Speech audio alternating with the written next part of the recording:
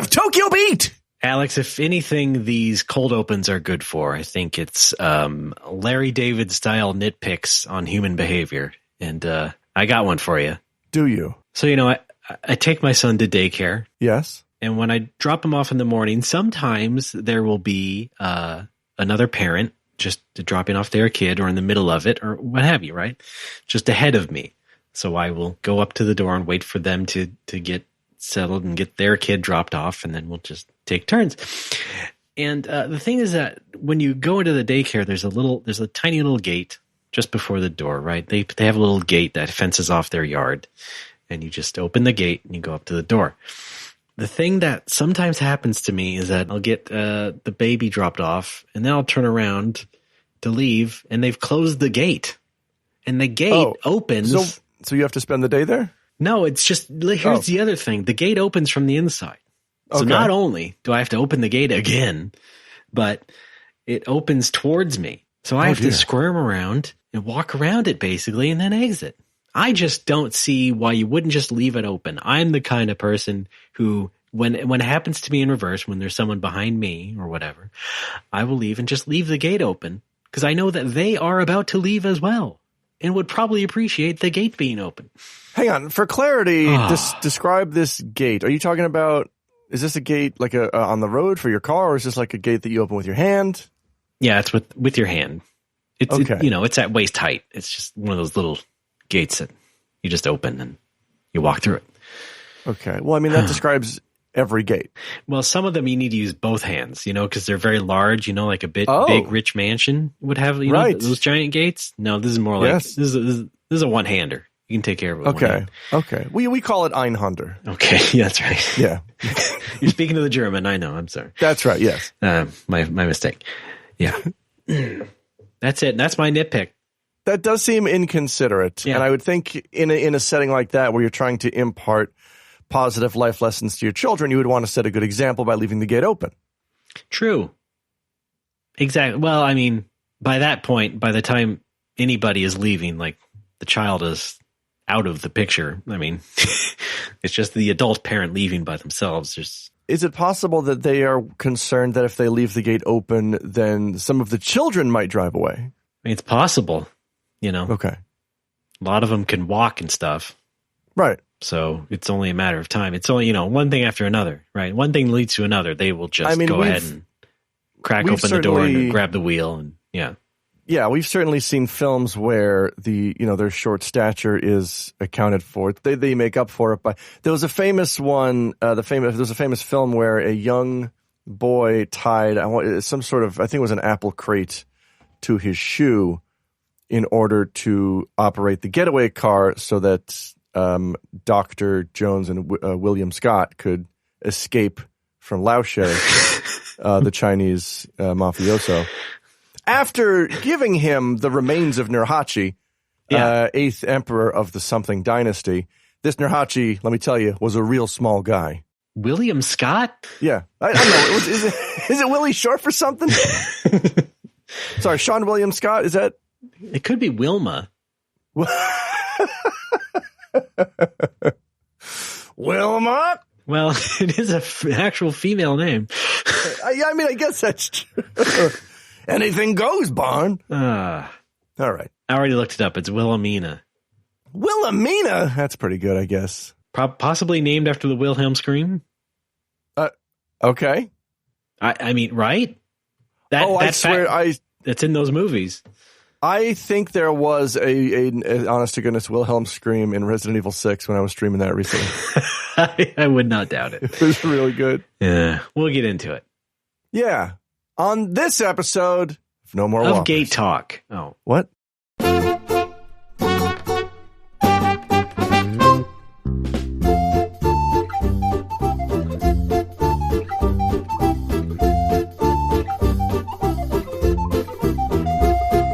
No More Whoppers. Welcome to the show, everybody. My name is Ray Barnhold, Bechamel Taster, and with me as always, another rich white sauce, Alex Raioli.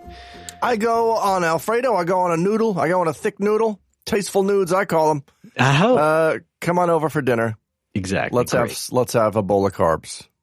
Love it. Is it never ending? Never-ending pasta bowling. I mean, it's not really feasible, like from an economic perspective, to have a never-ending pasta bowl. Also, I think that would constitute some kind of perpetual motion machine or otherwise physically impossible device. You can't have a never-ending bowl. I've tried. Well, I mean, just going back to what you just started off with there, the costs are through the roof. You can't sustain that as a national chain. You basically, if your restaurant has a never-ending pasta bowl, you basically have to establish a permanent pipeline, like from the table or from the kitchen to the table, where pasta is just constantly being replenished. It's not practical. Use the word feasible. They should call it the infeasible pasta bowl. That's a better name. Yeah. And then when you ask for it, they're like, sorry, no, it's gonna kill us. Or at least the finite pasta bowl, the eventually ending pasta bowl. That works. Yeah, right, yeah. Okay. Yeah. The you're gonna throw up if you don't stop bowl. Yeah. Oh, pair that up with some limited breadsticks. Yeah. Oh, temporarily delicious. Of course.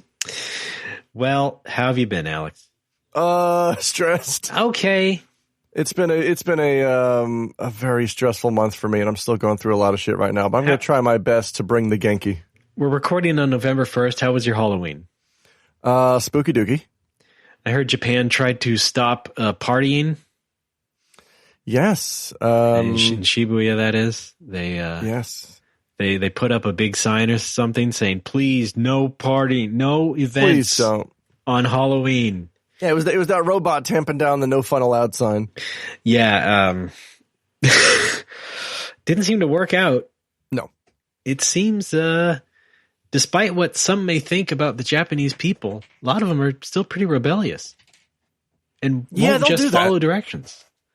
Yeah, because they are actually, they have a lot of young people. And those youngsters we call them. Yeah, younglings. And some of them don't listen. Imagine that.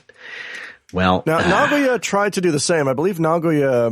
I think the gathering point is around the TV Tower or Oasis 21, which are two big focal points in downtown Nagoya. I think they set up things that just said, "Please don't gather here."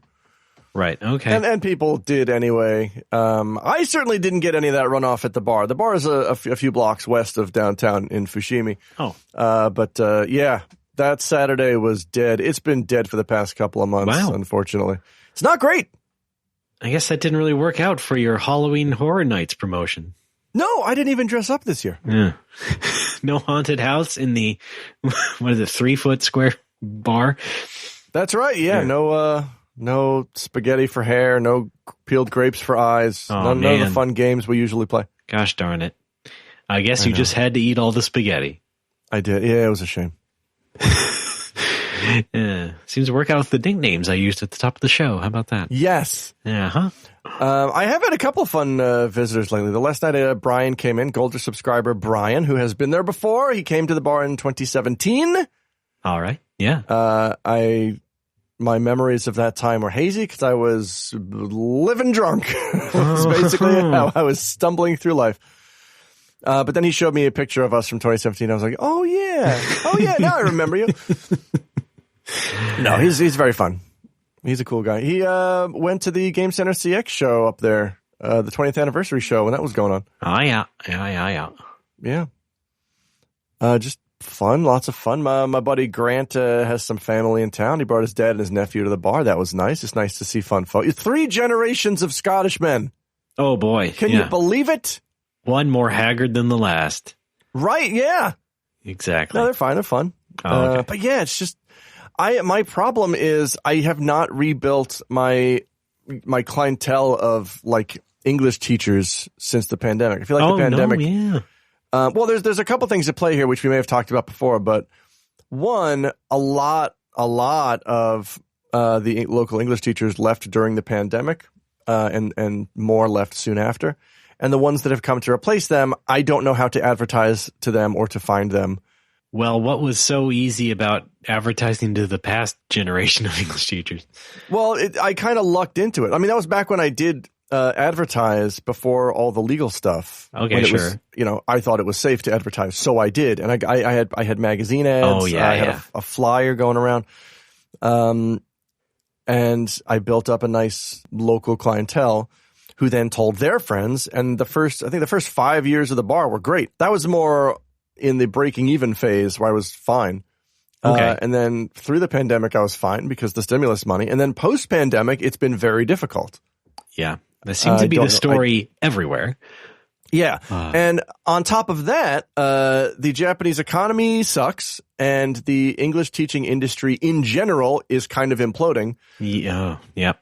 And like when I came to Japan in 2006, I don't remember what my starting salary was, but it was 240, 250, 250,000 yen a month, thereabouts.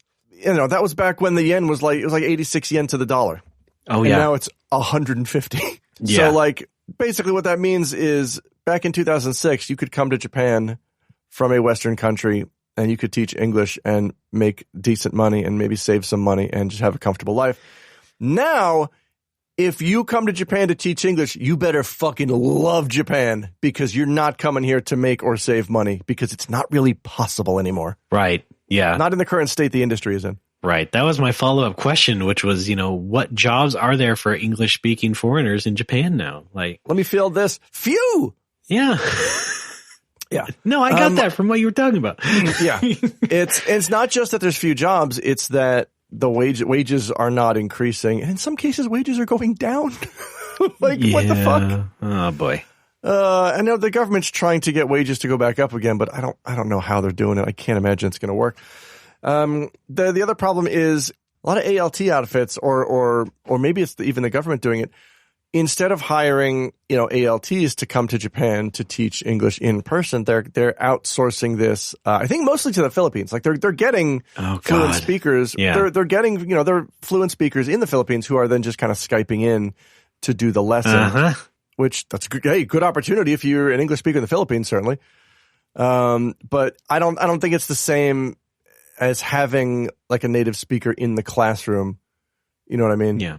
Kind of like when I was in high school, I took Spanish from a Spanish speaker who was in the room.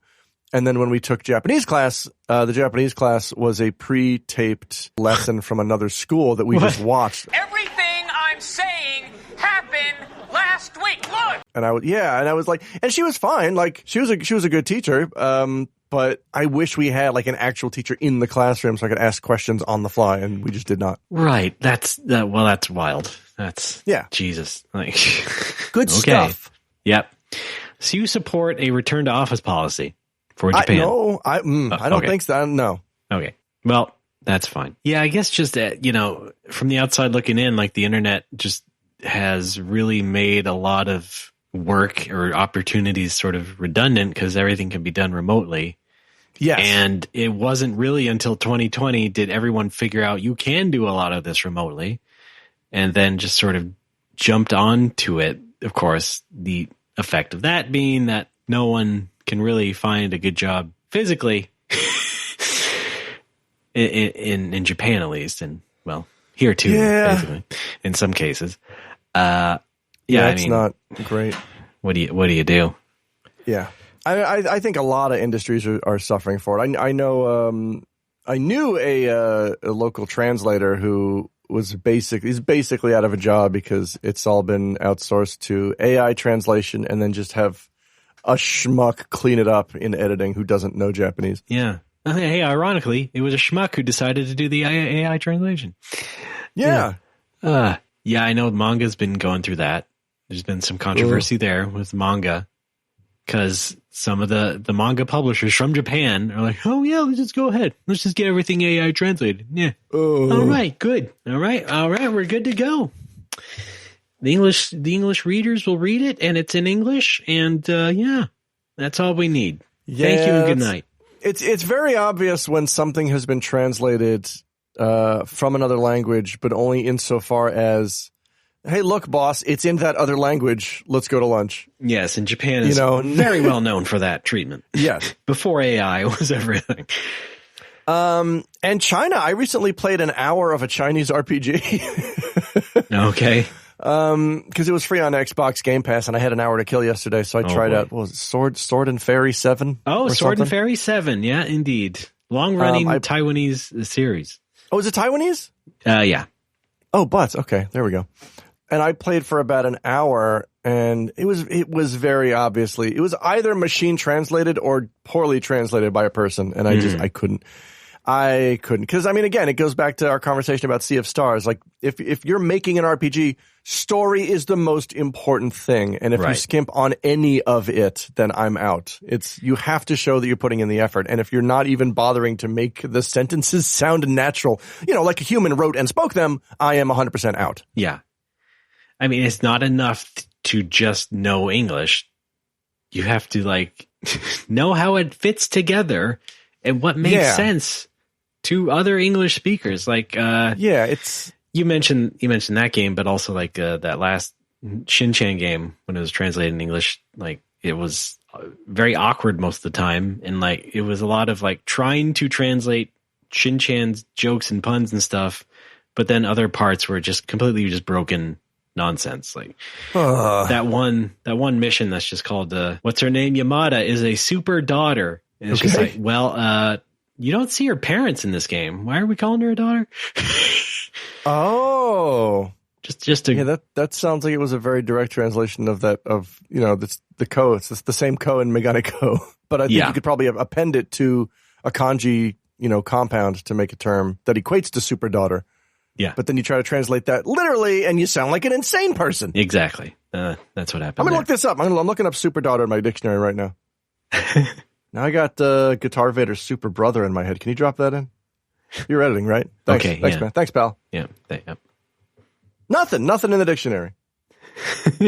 Yeah, it's one of those weird. I had that math teacher last semester, a Japanese woman who would always sort of end her sentences or with "Are you okay?" Is it Terry Bogard? Yeah, right. That's what I would thought. Okay, and it's I guess it was her version of "I desu ka" or something, but right. You would just, she should have said, okay, or does that make sense, or do you get it, or that sort of thing. But it turned into, are you okay? And it just that's her thing. No one bothered to correct her. Wow. My wife has started using the phrase "check it out." All right. in Japanese. I don't think this is actually used in Japanese. I think this is just something she does. But she just uses the katakana "chekidao" to mean I'm gonna go tonari no mise o chekidao. I'm gonna go next door and check out the new shop. Yeah. which is great. I love it. Sure. Any conversation that gets us sounding more and more like the Beastie Boys, I'm completely behind. Yes, fair enough. I'm fine with that. Yeah. I'm going to paste you this thing in Discord. I found the screenshot. Oh, please do. That was Let me see this. Moto Yamada is a super daughter. Finish. Wow, that's, yeah. Oh boy, episode image candidate right here. Sure. Jeez, oh man. Yeah. Times are tough all over. Yeah. Oh, I know. And I'm getting oatmeal going. Look at these Cocoa Pebbles. I love the cocoa. I'm not eating Cocoa Pebbles today. I'm eating oatmeal, in fact. I eat oatmeal every morning. It's great. It sticks to your ribs. My ribs are huge. Chocolatey cocoa. Fuck. Oh, there's no chocolate in this, my friend. It's plain oatmeal, as I am a boring person. Oh, no. Oh, yes, Rebecca. I'm Rebecca. No, but seriously, how was your Halloween? Watch me trick Fred. Yeah, trick Fred. Hang on. I'm sorry. I'm in oatmeal. Okay, sorry. I usually mute my mic when I am indulging in, I call it the meal. Yeah. Yeah. Still did nothing for Halloween. I used to dress up for Halloween. And then not enough people who showed up were also dressed up, so I stopped doing it. Oh, jeez. Yeah. I constantly forget that it is Halloween. So I could do things like, get a big bag of candy for anyone who comes by. You always got the Cacho jumpsuit ready to go. I don't like to repeat a lot. Oh. You know what I mean? I'm going to have to move to another state before I do that. How much would it cost to buy or make just a little Gizmonic Institute patch to put on the Cacho jumpsuit? Boom, You're from the satellite of love. I guess you got me there. Yeah. Yeah. We had one person show up at our door last night, an adult. Oh my God. What? A woman dressed up as a cat. Okay. I was actually upstairs, not even able to attend to it because I was putting the baby to bed, but I saw it on the security camera, just this cat woman staring at the camera. I'm like, oh my God. Oh, Jesus. Oh no. Well, unfortunately, she had to be told we didn't have anything. No. Yeah. Nice costume, ma'am. Costume? Yeah. The picture of her in the camera felt that way. Like, Kitty wants a Three Musketeers. Yeah. You don't know if someone's just a vagrant or what, especially around this part of town. But, cat vagrant. Oh God. Well, Do you have any Mortal Kombat stuff? I got 1, 2, and 3 at the bar. all right. You got Mortal Kombat 1 that just came out. How's that? No, not that one. I mean like the old one from, the 90s. 91? When did MK1 come out? You got Mortal Kombat 91? Yeah, that's the one. That'll 92? be the next one. Yeah. Oh. I bet they'll make that, right? Yeah, 1991 it's the Taylor Swift album where she just sings about the Mortal Kombat character. I'm a couple years older now. I like Sub-Zero now. There were character image songs from the movie, right? I think. Well, yeah. no. Oh yeah, Chinese Ninja Warrior. You know what I'm that talking wasn't about. from the movie though. No, yeah, but it was around that time. It was a special album released prior to the movie. Was that the Immortals? Yes. Okay. Those weirdos, yeah. That's good stuff. Yep. Chinese Ninja Warrior. Yeah. And then basically summarily ripped off for Killer Instinct. Not in such the same way, but you would get Killer Instinct came with the CD. Oh, that's You would right. have all the themes. This came up last night. I was talking to Brian at the bar about this, but I used to listen to that CD to go to bed when I was in middle school and high school. Oh, Jesus. No. I would just like put it in my little Sony Discman and put my headphones on and drift off to Dreamland, to the sounds of Saberwolf's Castle or Black Orchid trying to kill me. I don't know. Oh God. No, I could not. Fulgore was mostly instrumental. I was not into that music. Oh, it was great. I mean, come on. The opening track is still legit good. It's a great dance tune. It's a good theme song, yeah, sure, but not bedtime music. No, that was. Oh, I forgot to mention. I'm dumb. That's what that was. Did you at least have the Donkey Kong Country soundtrack and you could listen to the underwater music? No, I cycled through Killer Kuts, Secret of Mana soundtrack, FF6 soundtrack, and Queen's Greatest Hits. Oh, did you mail order those? Yes. You were the one. Yes, yeah, I was the guy. Yeah, I see. Did you say Queen's Greatest Hits? Yes. Oh, okay. Yeah, because I got really into Queen in high school. All right, an eclectic playlist for sure. Yes. And Fish, probably a lot of Fish as well. I was very into Fish. Square finally put up the Final Fantasy piano albums up on the streaming services. Oh, cool. And those are all pretty good, I'd say. Wait, all of them? Yeah. Wow, cool.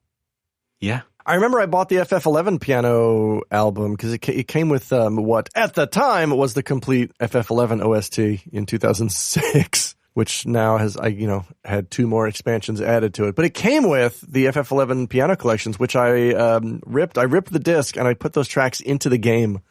There was only like a dozen tracks, but I changed those dozen tracks to their piano renditions, and it was you might cool. have given that to me too. Oh, what? You gave me your rip of it. I mean.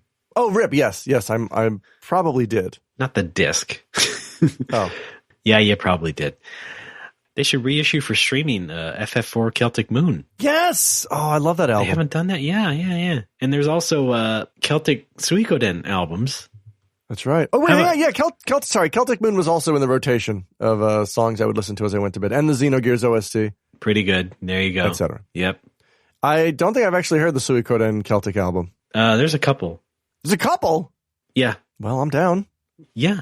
Okay. Well, I guess we're going to continue the tradition of trading rips to each other. I'll get that to you soon. Cool. I did just buy a disk drive. All right. Because when I bought this desktop in 2021, I was at the shop and I'm looking at I can choose what goes in it, and there's an option for CD or disk drive. And I'm like, disk drive, it's 2021. Then when I built my PC this year, my buddy Paul was like, do you want to put a disk drive in it? And I said, disk drive, it's 2023. Yeah. And now, a few months later, I'm like, oh shit, I think I really need a disk drive. Wait, for the what one the one I got to rip all those Venture Brothers DVDs. Oh, okay. Yeah, for that. Sure. Yeah. Yep. It always comes down to that, doesn't it? It does. But yeah, I've got a lot of discs on the wall. I should rip some of them and see what we got. I got mix CDs.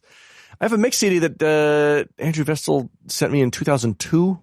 Yes. Which I'm very eager to listen to again. Have not actually had anything that can play CDs easily accessible for a while. I'm going to pop it in and see what we got. All right. Really? Certainly some Bump of Chicken. I think there's some M-Flow on there, possibly a Benny K. Of course. You don't have anything else in the house that would play CDs? Not an old console? I know they're all at the bar, but still. Does PS4 play CDs? Oh, God, does it? I don't know. It does, then I knew this like a month ago, and then I forgot already. But yeah. If PS4 plays them, then yes, I do. If it does not, then no, I don't. I know on the Xbox you have to download a CD app. Wow. You have to download the app first, and then it will play CDs. That sounds like a CD app. Get it? That is our world right now. Yeah. Yeah. I thought you would have at least had like a PS1 tucked in a corner somewhere. No. Oh. All right. Well. Everything's at the bar. Joke's on me. Yes. Well, speaking of Alex drifting off to Streamland, you just, were you done now with your spooky? I did, yes. Spooky garlic Alfredo? Yes, the 2023 spooky garlic Alfredo was a success. We hit our goal of 300,000 yen for Tell Japan, which of course provides mental health support services for Japan's international community. Hey, there's a job you can do in Japan. Somebody. What do you mean? Yes. Mental health counseling. Yeah, they provide a very necessary service because, as we know, Japan's not huge on mental health. Yeah, and Alex will pay your salary. No. Oh. I can't and won't. Oh. You don't do these streams all the time? I think I have to keep... See, this one, I think, has helped me kind of narrow down my scope because it's the second one this year. The first one was in the winter. I think I need to stick to one a year because they're exhausting. And I think I need to keep them to about a week because they're exhausting. Yeah. This one, the final tally was we did 25 streams over 19 days. Oh, my God. That's pretty good. And that's part of the reason I'm so exhausted right now on top of a lot of other things. But I think we need to keep it to a week. I guess maybe we'll do the next one in next summer. I don't know. We will see. But it will not be a longer affair because, this was 19 days. It's almost 3 weeks. And plus, you were playing through up to 10 different Resident Evil games. Yeah, and Resident Evil games, they're not all that short, in aggregate. Some of them are rather long. Yeah. So you got to push yourself through that, and you got to remind yourself you're doing it for charity and everything, but still. Yes. We got about halfway through Resident Evil 7. We started at 0. The goal was to get all the way through 8. We got halfway through 7, which is good enough. I mean, we hit the goal. That's what matters. All right. The donation goal. I'm going to finish 7 and 8 on stream eventually, just, slowly. At my, as Japan says, my pace. Of course, yes. Yeah. Yeah, oh boy, I forgot that Resident Evil 0 kind of sucks. So does RE5. That's what surprised me was that 5 did not turn out that great for you. Mechanically, it's so similar to 4. You'd think so, but there's enough things that are different about it that make it frustrating. Right. The biggest one is RE4. Oh boy, they nailed it right out of the gate with RE4. When you pick something up off the ground, you walk over it and you press a button and you acquire it immediately. Yeah. You don't stop and crouch down and pick it up and then stand up again because that would be insane. Guess what RE5 does? Anytime you pick something up, you stop. In the middle of the action, you stop, crouch down, pick it up, stand up again. Not the end of the world if you're exploring, but in the middle of battle when there's like 24 drops around you and some of them are ammo that you need to finish the fight you're in, it gets real frustrating real fast. Yeah. But if you're not the one playing, It does look pretty funny. Yeah, I guess. When your guy's always like, hold on a minute. Could you all wait? Thanks. It is, yeah, as Chad pointed out to me, it is very much a game that was designed around the co-op idea, and single player was kind of tacked on as an afterthought. And the single player is not good. The AI is awful. Yeah, very, very focused on that co-op stuff. Yeah. And the thing that gets me, I think, is just how slow it is. And it was actually RE6 that made me realize this. RE6 was fine, by the way. Everyone says RE6 is the worst. I only played Leon's campaign, but it was fine. Another surprise. Yeah. The controls in RE6 are so responsive and fast and fluid, and I feel like I'm moving around and doing things deliberately, and like my character does what I want them to do. This is incredible. Which was the opposite of 5, which was very sluggish. Chris just kind of plods along, and you aim slow. They think slow because they walk slow. I think, the general complaints about that was that, they're just turning Resident Evil into Gears of War now. But it's like, Gears of War controls pretty well. Yeah. Gears of War is fun. Yeah, that's fine. It's, if it's fun, it's fun. And I thought RE6 was fun. Right. RE5 was not. Yeah.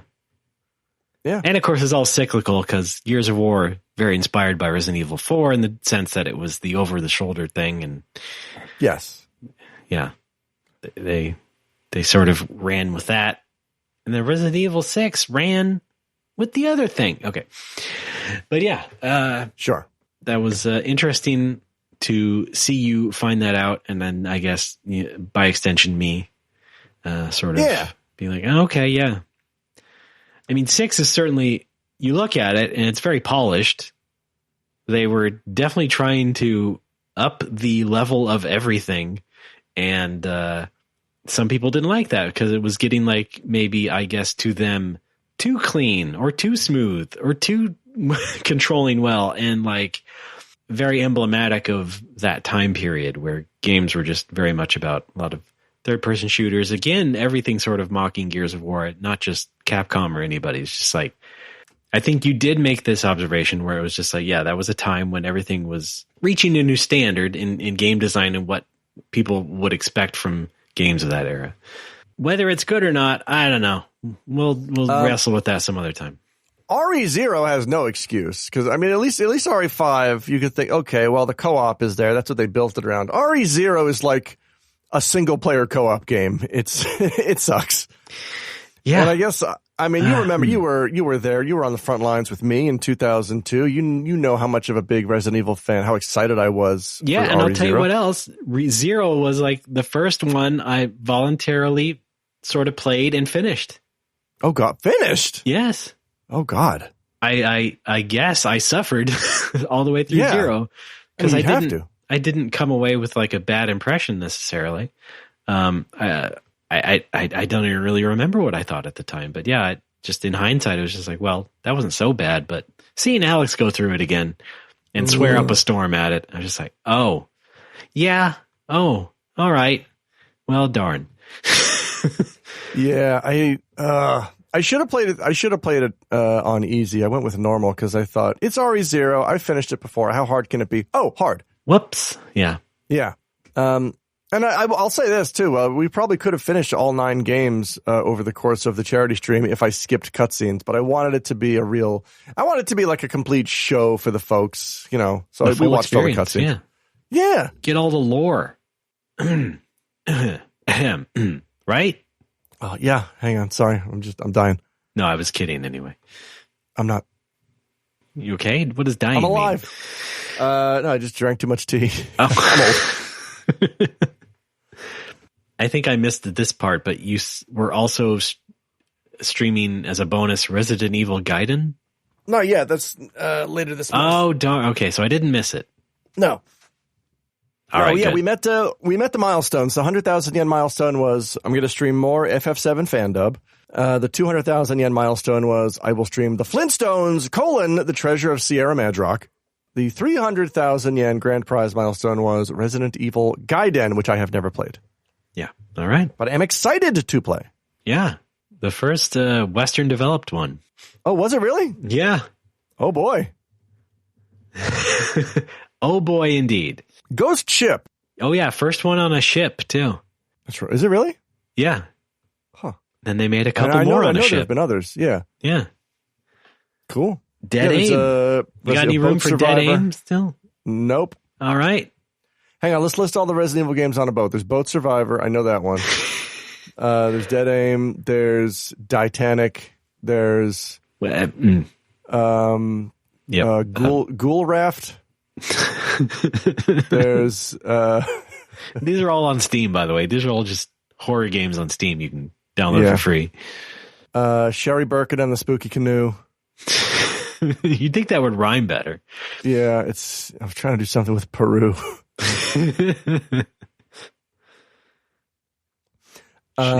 Sherry in Peru, the Spooky Canoe. Oh, and One Piece featuring Tyrant. I see.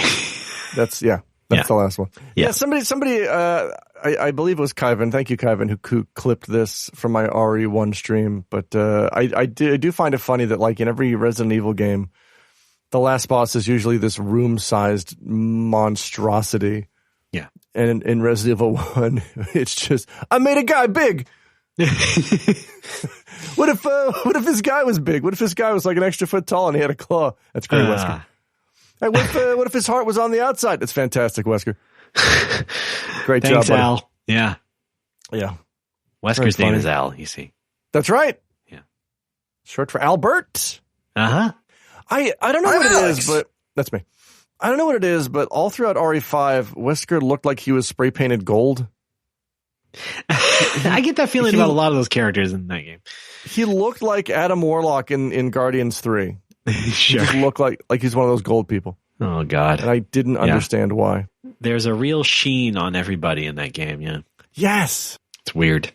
Here's my recommendation, RE5. Don't play it. Okay. Yeah. It's so funny because, like, people really do celebrate that one compared to 6.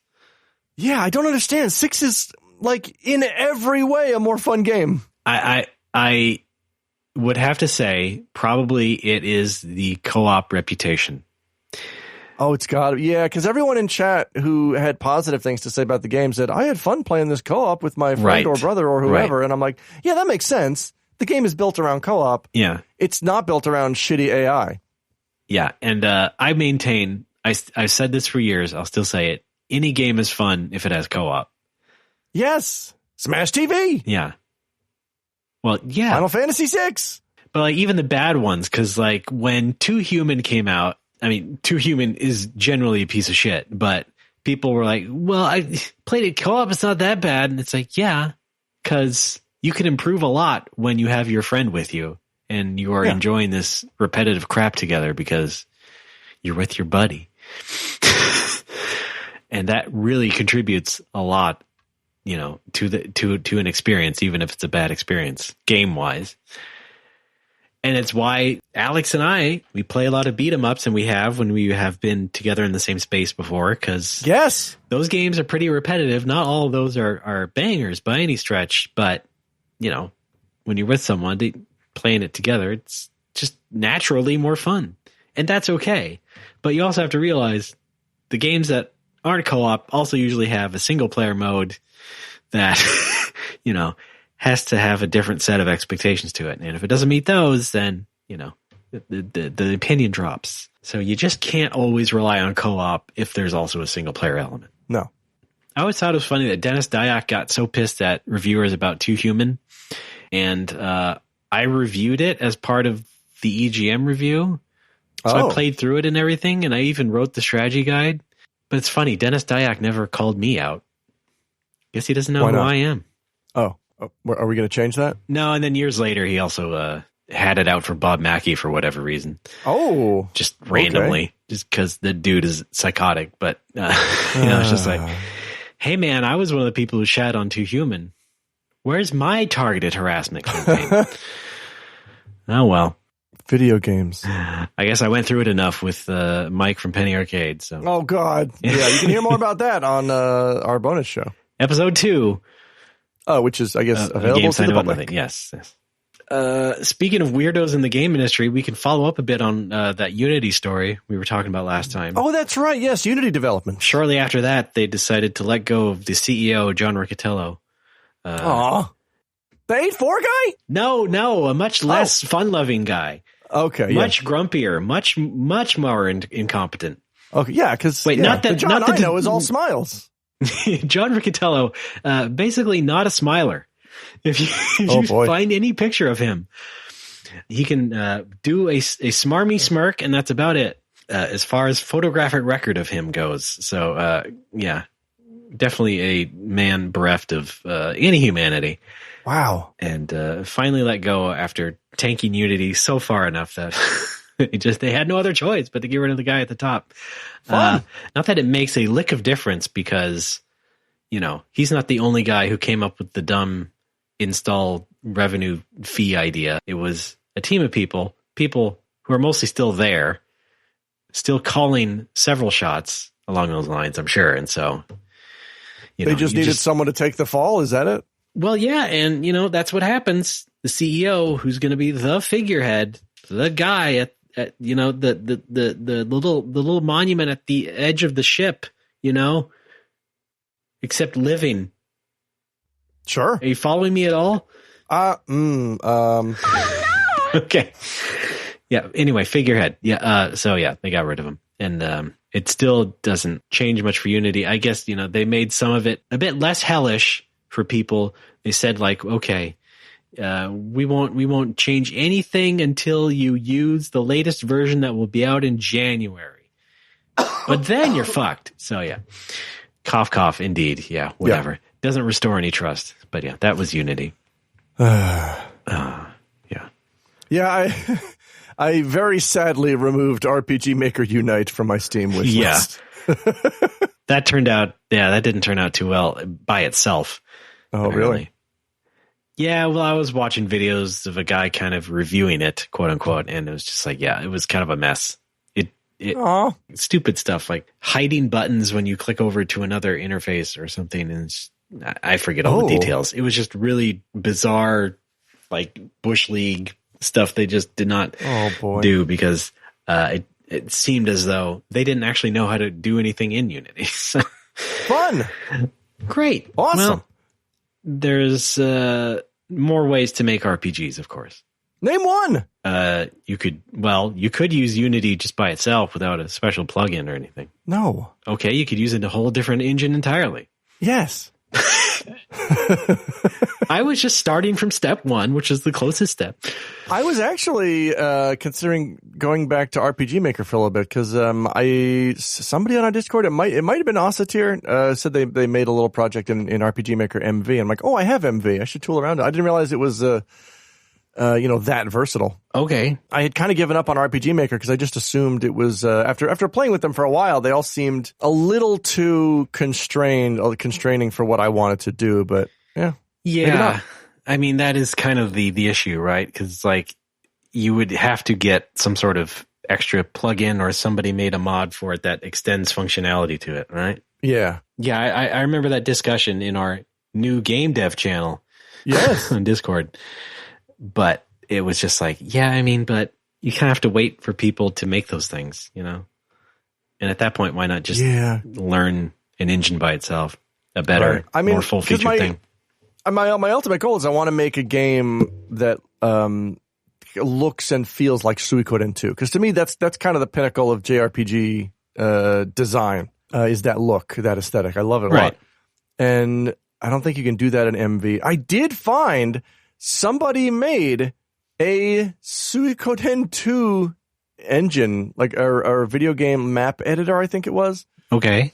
And I downloaded that and I played with it for a while, and it worked okay, but it was obviously very in the early stages, and there wasn't a whole lot you could do with it other than just tool around with some of the maps. So wait, tell me again. It's like a map editor, but you could but with Suikoden 2 assets. Yeah, okay. Which would be useful for me for getting a feel for how to make an environment that kind of looks the way that they look and feel the way that they feel. Yeah, so you would make a map, for example, and then put that in an engine and then move people around in it. Yeah, exactly. Or even get rough character pixels and drop them in there and see how they look moving around. That kind of thing. Yeah. That's the way to get going. I think the guy has abandoned it because it hasn't been updated in a few years. Oh. It was a good idea, though. It just didn't work right. Yeah, it was a little buggy and a bit limited. I think you can only do areas of a certain size and only certain backgrounds. Okay. And he was talking about expanding it, like, yeah, I want to get every asset in the game in here so you can tool around with every area, and it just didn't happen. Yeah, there's a lot of that floating around in the it's fine. fan mod people scene. Are ambitious. I know. And people are also kids in school sometimes, and they need to prioritize other things in their life. That's right. And sometimes they just start getting laid and forget everything fun. That's also right. That's, sometimes they got to go to class and they can't update their crunkgames.com. I wasn't referring to anybody in particular. Oh. Jeez. Anyway, Suiko then. GameIngredients.com. Okay. No. We like the games. I want to make a game eventually. It's fallen so by the wayside now because I've had real world shit crop up and I have to deal with things right now. Yeah. So yeah, basically any motivation to make a video game is now temporarily down to zero because I have like pressing matters that must be addressed. Is not great. Well, I'm making a game, but I'm also going through similar things, kind of at the point where I should be looking for a publisher because, I finally did what I should have done really a long time ago, which was finally itemize all of the expenses I made that were directly relevant to the project. Oh. And a lot of money. Oh, boy. I'm not in debt or anything, but it was a lot of money. The bright side of that is that I got some good talent from that, and people really pushed it along, and I think got something good going on, but it was all contract work and stuff. So the thing is that, yeah, I would like to have more money, either to at least restore all that I lost or to also have some money to get a new project going. And so that requires sort of thinking about how to actually present yourself to publishers and stuff. But hey, if anybody works for a game publisher, hit me up. I got something for you. Okay, bye. Wait. No, you're good. You're still here. Oh, okay. Yeah. Anyway, yeah, that's a very gisty sort of way of explaining my angst going on right now. And in the same way, like, I have not been too motivated to continue to make the thing until I get this other sort of like, a presentation or pitch done. Well, also, school contributes to that, having to go to school and just getting that over pretty soon. Got about another month and some change before I might finally be done with school. Unless, of course, the job market is so bad that everyone now expects you to get a master's degree. And then I'll be going back. What? No. Just being pessimistic. Don't worry about me. But yeah, it's that sort of same feeling I think that maybe you're having. It's just like, yeah, stuff is going on and it's not very motivating, but I also have to make something out of it. Yeah, I was realizing recently that like I need constant justification from other people to exist. Does that make sense? Somewhat, yes. Because I was thinking about like not even justification, but I need interaction. I need things to take my mind off of the living hell that some parts of my life have become. It sounds like you should be making more YouTube videos. Well, I want to make one before I go on vacation. I have the script all done. Yeah, YouTube video. That's where it's at. You can get some real empty justification from the public that way. Oh, you're being facetious. No, I'm not being that facetious. Geez. Yes, I think you should still be making videos, but also like if you're someone who wants like a lot of attention from people, you can get it that way. But it's worthwhile attention. Okay, because I was thinking like, what would it be like if I didn't have the bar? I could spend so much more time at home streaming and recording and making videos. Right. But I would be missing out on a social aspect that I think I've really come to enjoy, which is I do love being at the bar and talking to cool people. Like last night was really fun, hanging out with Brian and Grant's family. Like they're all cool folks. Okay, that's fun. Hanging out with the Saturday crowd, they're always fun too. Well, you could always get a bunch of people to make a game together, and then you'd always have to talk to them and be cool with them. Yes, that's true. Okay. Yeah. Is that an invitation? No. Oh. Well, fine. But yeah, You'd have to do I it. want to do more work from home. But I have to balance that with socializing, which for someone with social anxiety disorder is real weird. But I understand. It's like exercise. It's like it's a pain in the ass, but you know that you need to do it. I still don't do it. Oh, I do. I found an old pair of free weights that I've been using, and that's about it. My wife calls me Dwayne Kuma, which I think she was going for Dwayne the Rock Johnson. But yeah, it's motivation is just a really hard thing to tap into, and I want to keep the bar going. We're going to try to keep it going at least another year. Okay. Until you gotta you gotta hang in there so I can finally visit. Exactly. I think it just turned 9 yesterday as of this recording. All right. So cool. Yeah, another year from now that'll be 10, and then who knows? Who knows? Yes, indeed. We'll see. I mean, otherwise I'll just go to Mars Curry, Kazayabe's restaurant. Okay. You don't want me just hanging out there. No. Yeah. I know all about your loitering. Wanted in 3 states. We could go down to the aquarium. Nagoya has a nice aquarium. We have the largest planetarium in the world. Again, with the aquarium. Yeah. Oh, let's go to the castle. Okay, fine, Alex. Let's go to the castle again. I don't recommend Nagoya Castle. No, okay, good. I'm joking anyway. It's not the original castle because something happened in the 40s. It was a little mid. Inuyama Castle's nice, though. That's the oldest original castle in Japan. All right.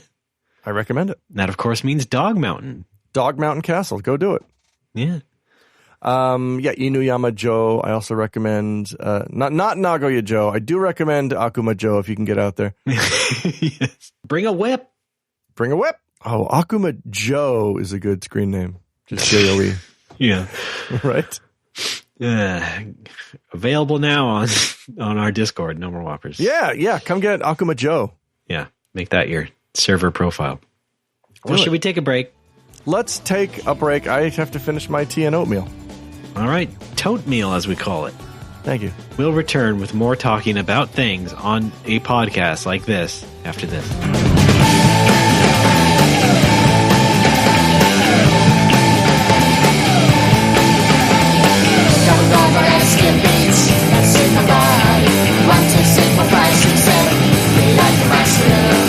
Hey everyone, it's David Petrangelo, one of your hosts from Remember 64, the podcast that goes on the totally tubular journey through the Nintendo 64's library.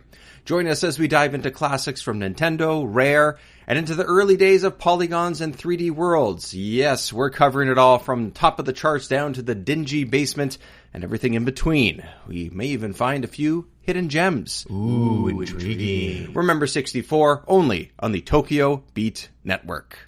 He's so pretty, I'm a tiny Joe. Lovin', baby.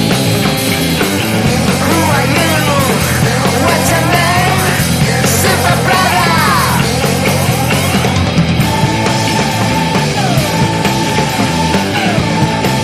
Folks, we're back. It's No More Whoppers. I'm Ray. That's Alex. Hi. Hi, Alex. How's it going? Good. Real quick, did you hear about this Metal Gear Solid Master Collection and how much of a mess that was? I heard it was a mess. I don't know specifics. Well, that's fine. We don't need to go into specifics, but, there was a rumor that they might also actually remake Metal Gear Solid 1. I mean, they did announce the remake of 3 recently, of course. Ugh. Yeah. I think we've seen a bit now of the remake of 1. They're making some big changes. Oh, really? Here's one. What? Sniper Wolf needs to be deplatformed. So that's a weird sort of story tweak that they're doing there. What is that from? A YouTuber who got doxxed by another YouTuber. Oh, fun. Yeah. YouTubers really seem like just big children. Yeah. Okay. Except that Dan Olsen. He's doing good work. Some are better than others, yes. Right? They're Yeah. not all children, just these super famous rich ones. Yes. Yeah, that's all. Just Cool. the ones who rule the platform. No biggie. Did you also hear about the, since you hated the name Linus Tech Tips so much, did you hear about the Linus Tech Tips controversy that happened a couple months ago now? Yeah, didn't they lose access to their account for a while? No, after that. Oh, no, This then I was don't know. a bit more serious. No. Well, once again, it was another YouTuber pointing out sort of how their data in their reviews was wrong and that they seemed to be building their whole content pipeline on a process of rushing through things and getting things out every single day as soon as possible. And that caused a big uproar. And then, Linus just, he's one of these crazy narcissist guys and doesn't think through everything and loves to just leap into a response as soon as something starts to blow up and turn into a fire. The thing is that he's kind of a dimwit about those things and doesn't know when to properly shut his mouth. So he will just spout off and say stupid things without consulting anybody else at his company, especially this after the fact he had assigned someone to be CEO in his place while he became the chief content officer or whatever the hell it was. Chief content officer? I don't know exactly. Anyway, the point is that he's very good at doubling down on his own opinions and views, and people don't like that in the end. And then in the middle of that controversy, a woman who used to work there also just dropped the bomb of all the harassment she faced there from everybody. Oh, no! And all that stuff. So while the Linus people were making their apology video based on their editorial process, that controversy, basically a day before they were ready to publish that, was the really bad harassment controversy. And so then they just sort of went dark for a little bit. And, since then, they're back. They're still putting things up and everything. But, yeah, it was just another example of like Linus himself just kind of really showing his ass often because he doesn't seem to have any self-awareness. He's just like, oh yeah, okay, you're just a crazy narcissist and that's why you act this way. So, great. Yeah. That was fun.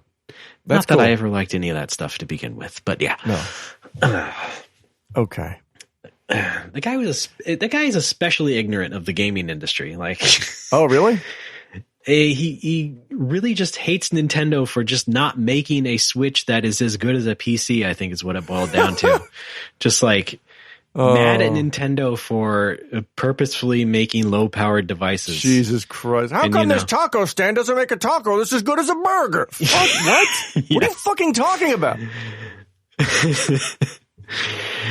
And, he won't hear any other sort of view that would contradict that, of course, because Jesus Christ. he's nuts.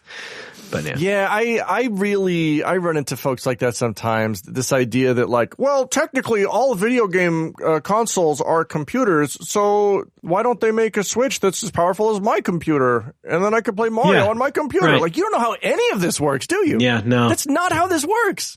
Yeah, so a lot of those PC or like tech YouTubers or their audience, people of that stripe, would really start to get excited about a 4K Switch. Oh my God, it's going to be so much more power. When is the 4K Switch coming?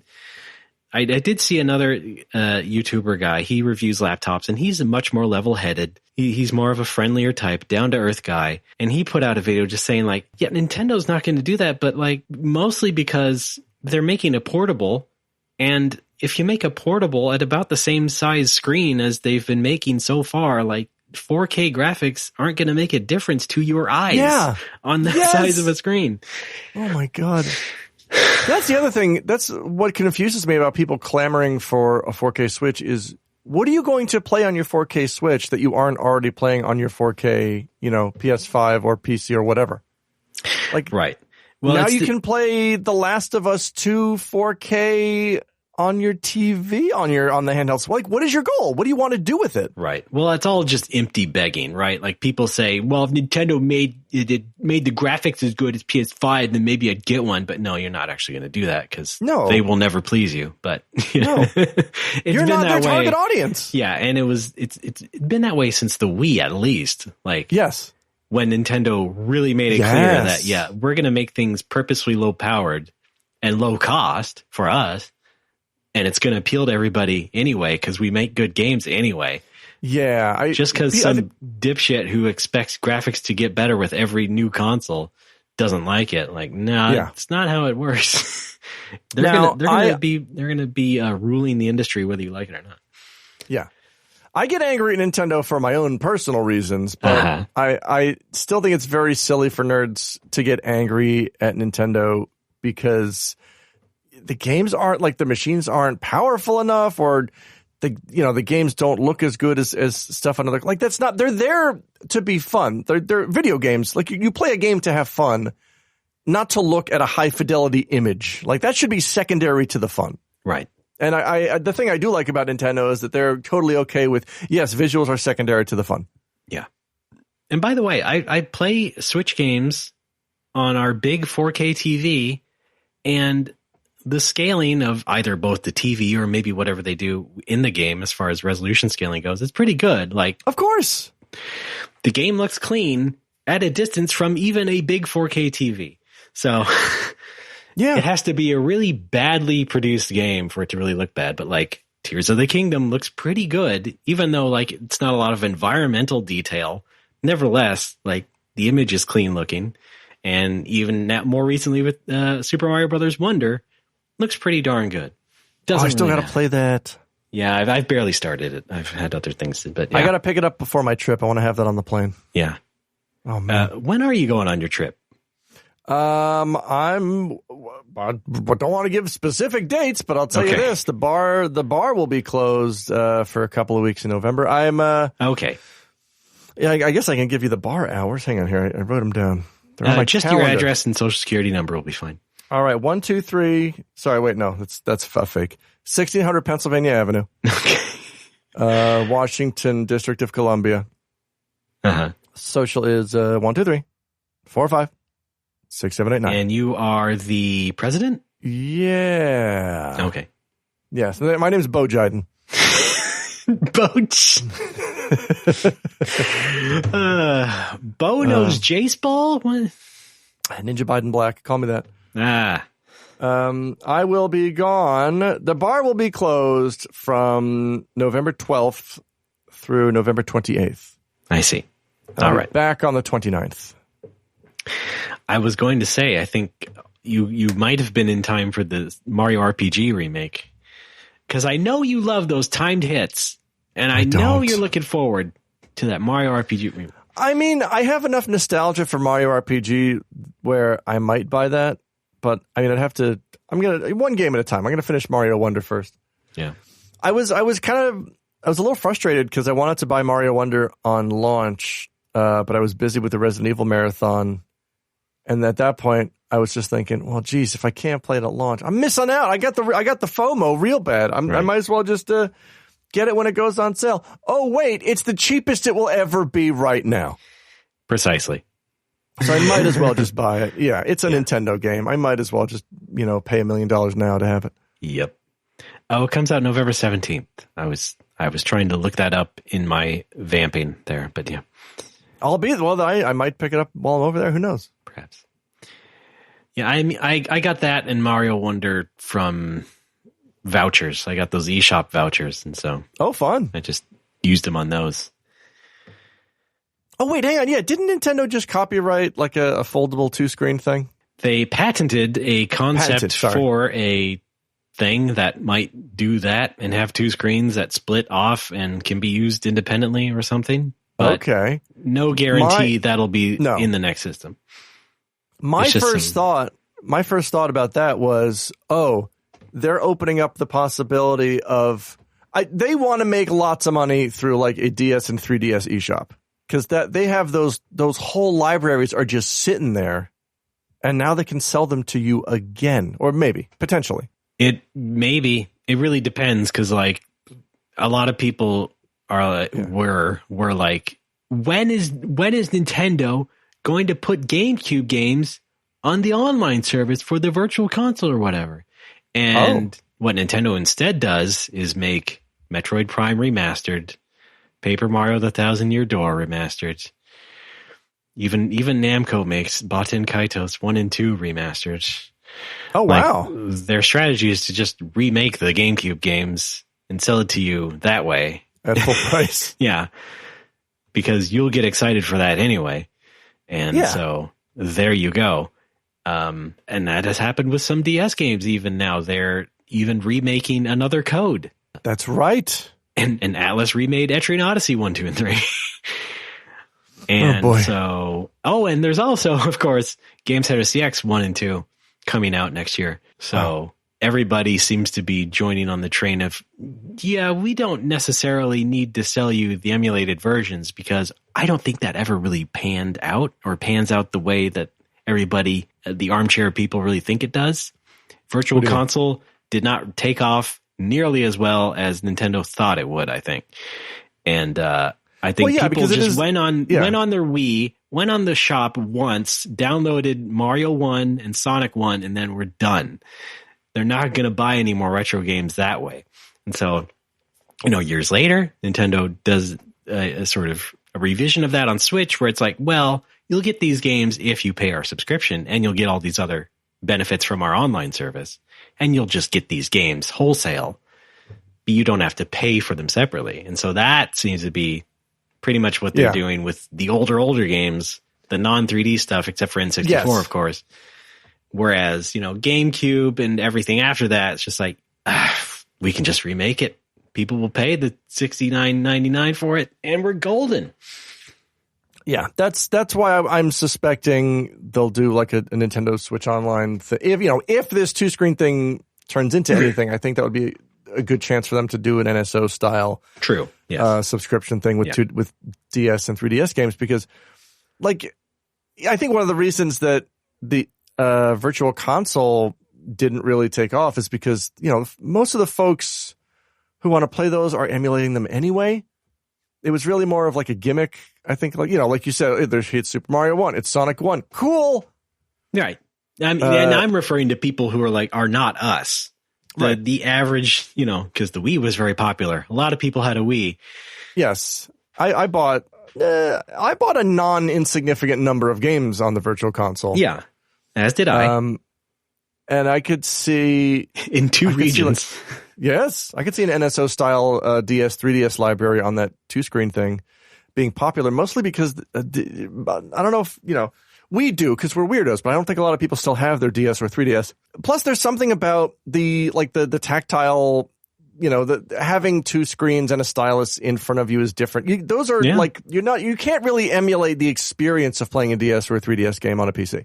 No, they're very tied to the hardware. Hi. I mean, the Wii U was pretty good at emulating DS games. Oh yeah, you could play. You could take the gamepad and just turn it vertically and play it that way, or have one screen on the gamepad and one on the TV. And they just made it pretty smooth and easy because, it was their bespoke console and they could do that. It's a little bit harder to set that up, especially if you are a layman trying to do that with a regular DS emulator on your computer or whatever. And so, I think you're right. They probably would take that opportunity if this new console is this 2-screen thing. Then what if it's a phone? I don't think that'll happen. No. Why? What do you want to call Mario? Fraioli Audio. Yes. Oh, here he is. Yabba dabba do. I like talking to you. Right. Meet Mario and Luigi, 2 of the world's most unlikely superheroes. That's on the hotline. I've met them already. I'm listening. Hi, Frage. No, that's Waluigi. We can talk about new Frage? No. Okay. I didn't have much to say. They put up the first episode of the new Frasier series up on YouTube, and I watched it, but then I sort of forgot to make you watch it as homework, so whatever. That's it. That's all I got. But they also put up the first season of Frasier for free. What? Paramount. Frasier Origins? No. I guess that's Cheers.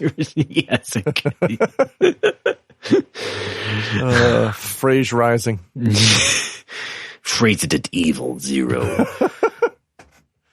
Well, of course, in Japan was Crane-ohazard? I don't know. Just made me think of Drano. Yeah, Drano. Yeah. But yeah, that's Nintendo. Let's go back to Sony. Sure. Alex, recently, a couple weeks ago, your special parcel finally arrived. That's right. You sent me a PSX console from Japan on a ship. Yes. And oh boy, I thought I had packed it well enough because I wrapped it in towels and there's what I thought was enough packing material. Should we make this a "What's your problem"? Yeah, might as well. No, I'm kidding. It's just like, why can't you pack right? No, the thing with shipping anything internationally is that you got to put a lot of padding on it, especially when it is a brittle 20-year-old console. And so, you sent me this PSX, which I believe you told me was working fine when you shipped it. You put it in a box and sent it off. When I got it, it was not working. Okay. And had many other problems beside that. Oh boy. Now, you take it out of the box and it looks okay, but it became very rapidly evident that a couple of the panels had cracked. Oh. And then you finally plug it in and turn it on. It will show the boot screen, the boot logo. Okay. But then the hard drive immediately makes like a high-pitched sort of hyper clicking and will not move forward because it is effectively dead from being handled who knows how badly in its journey onto the ship and finally into California.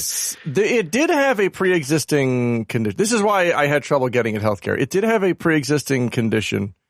I received it from a regular at the bar who got it from a friend of his wife. Okay. Who said it wasn't working. All right.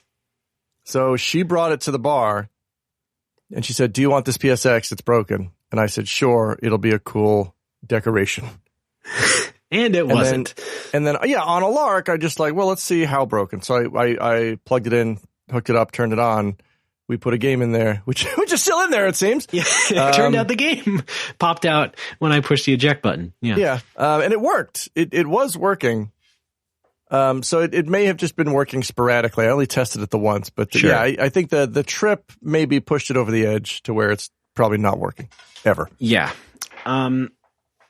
And so, you know what? I got it here. Let me pull it up for you. Now, I had not really seen a PSX in person. I have not had one before.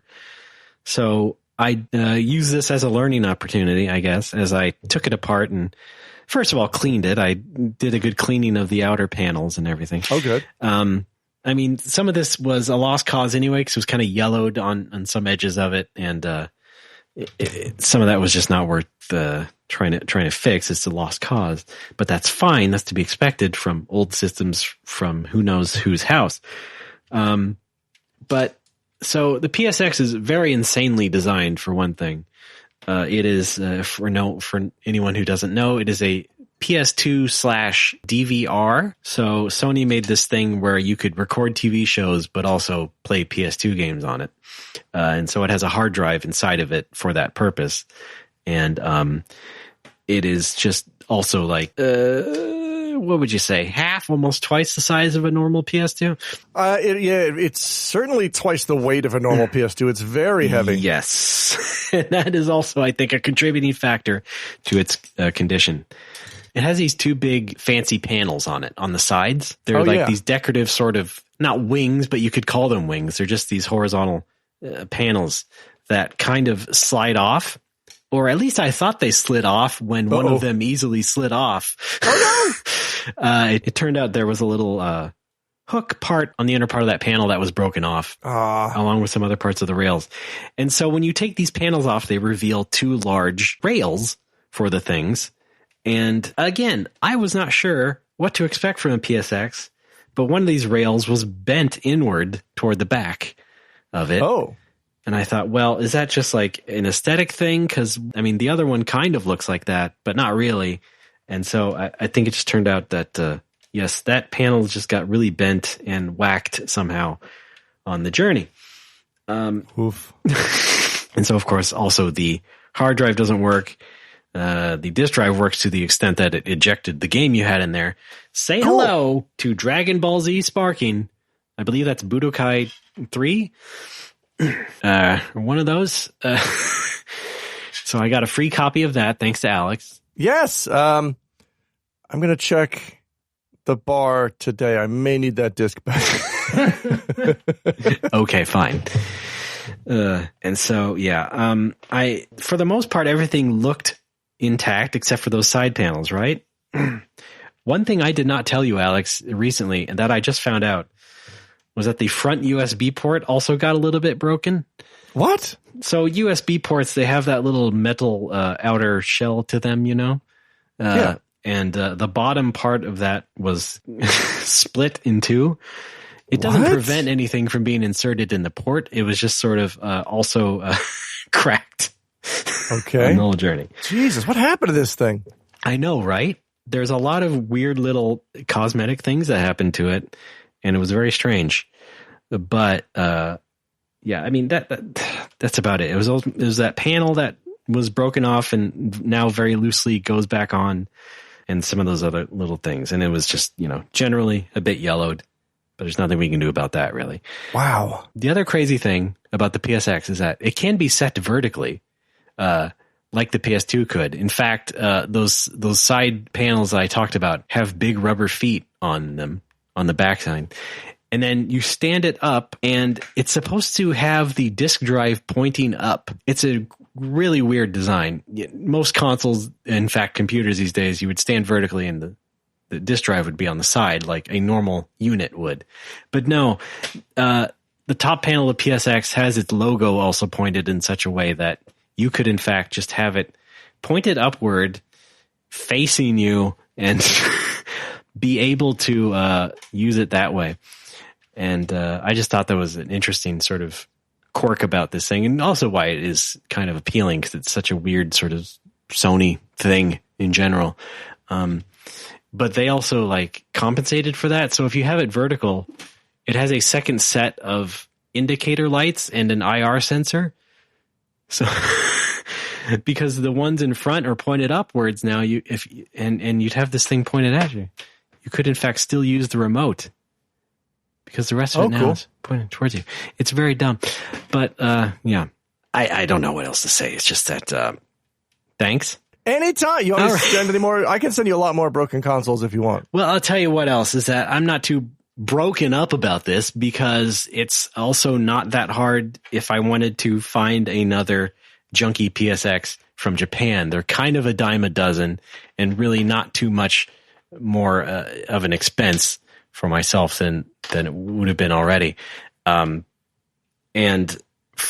the other thing is that this guy made an IDE emulator. So, you know, hard drives of the day use the IDE connector.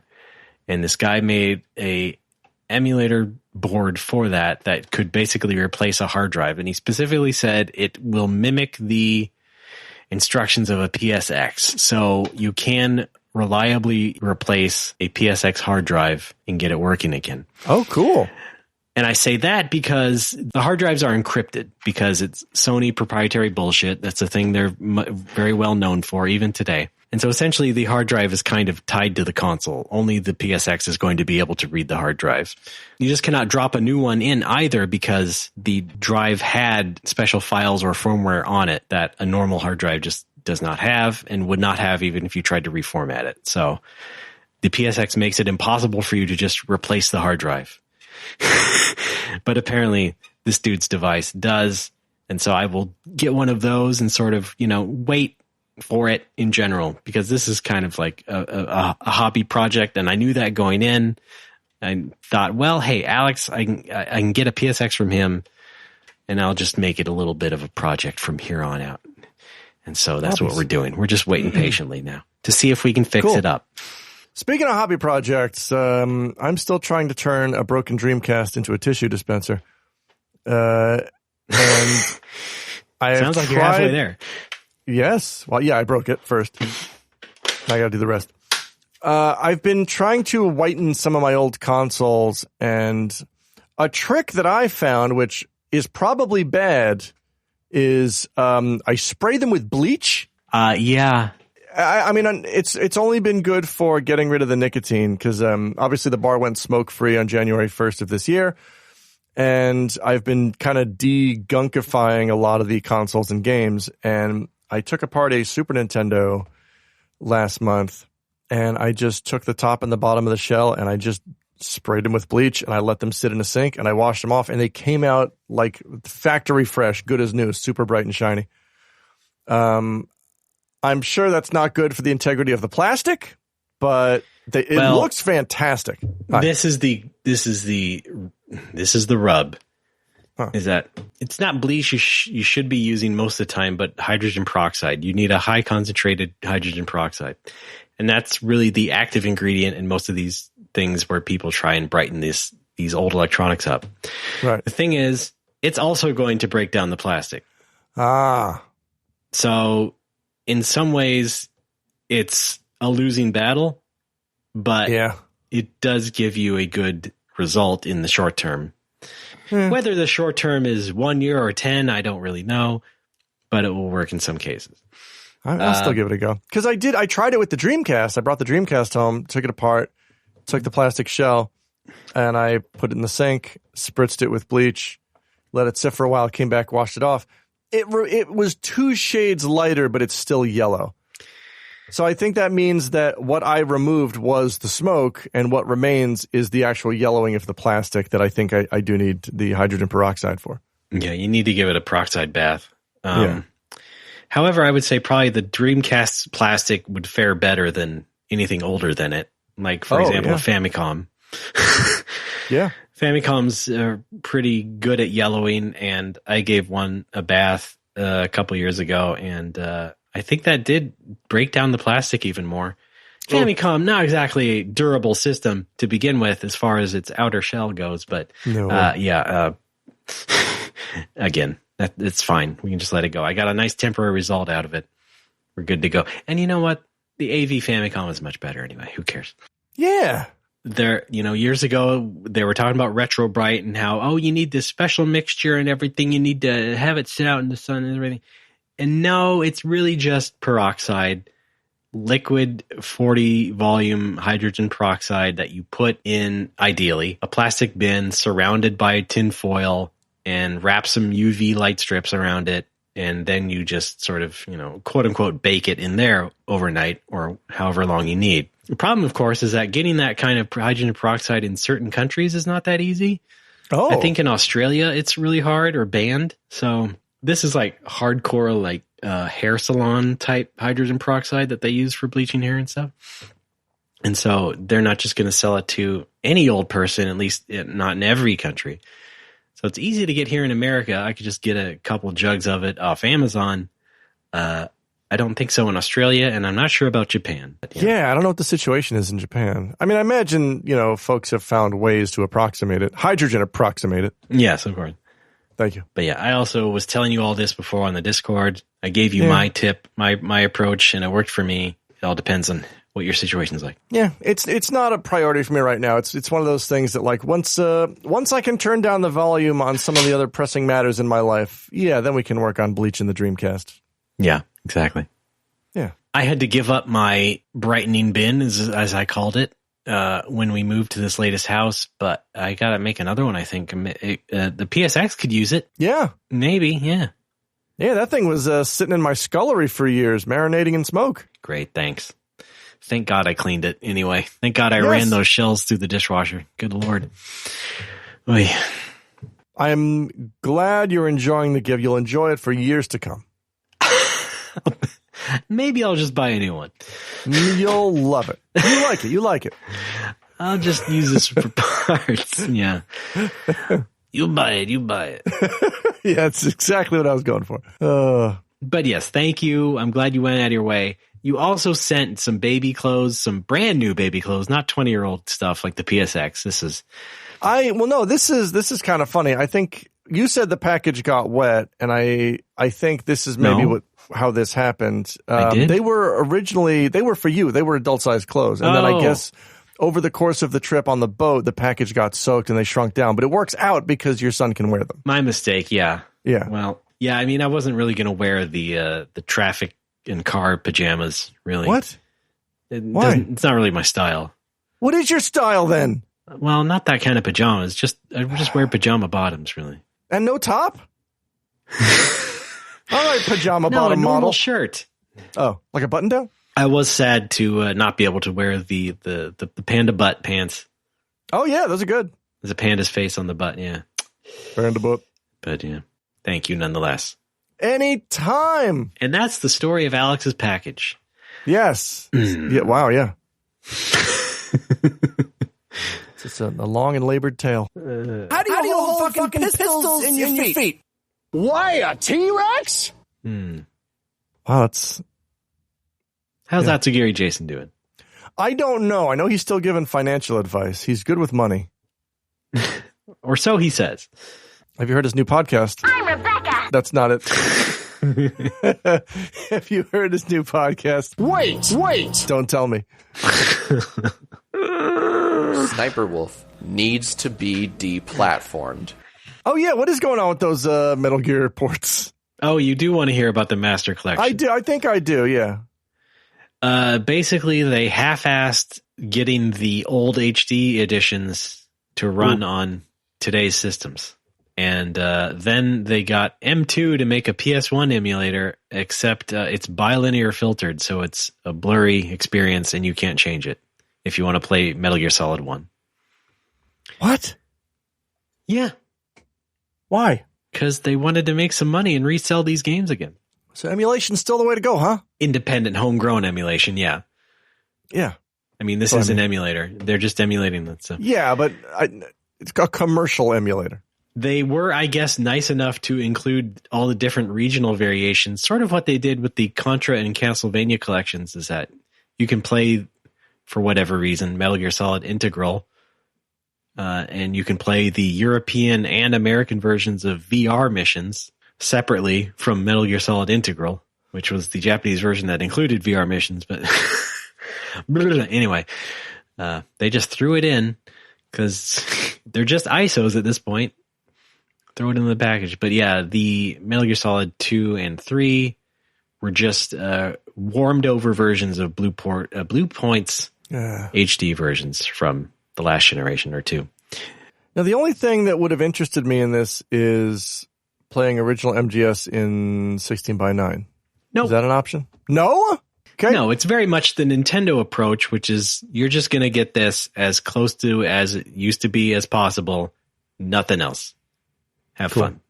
Then what's the point? I mean, I know the game was visually designed for 3x4. I know that, things are laid out in a certain way, and it's not easy to do that. But well, they're not vertical, Alex. That's why we're paying money. What? You said 3x4. They're not vertically set.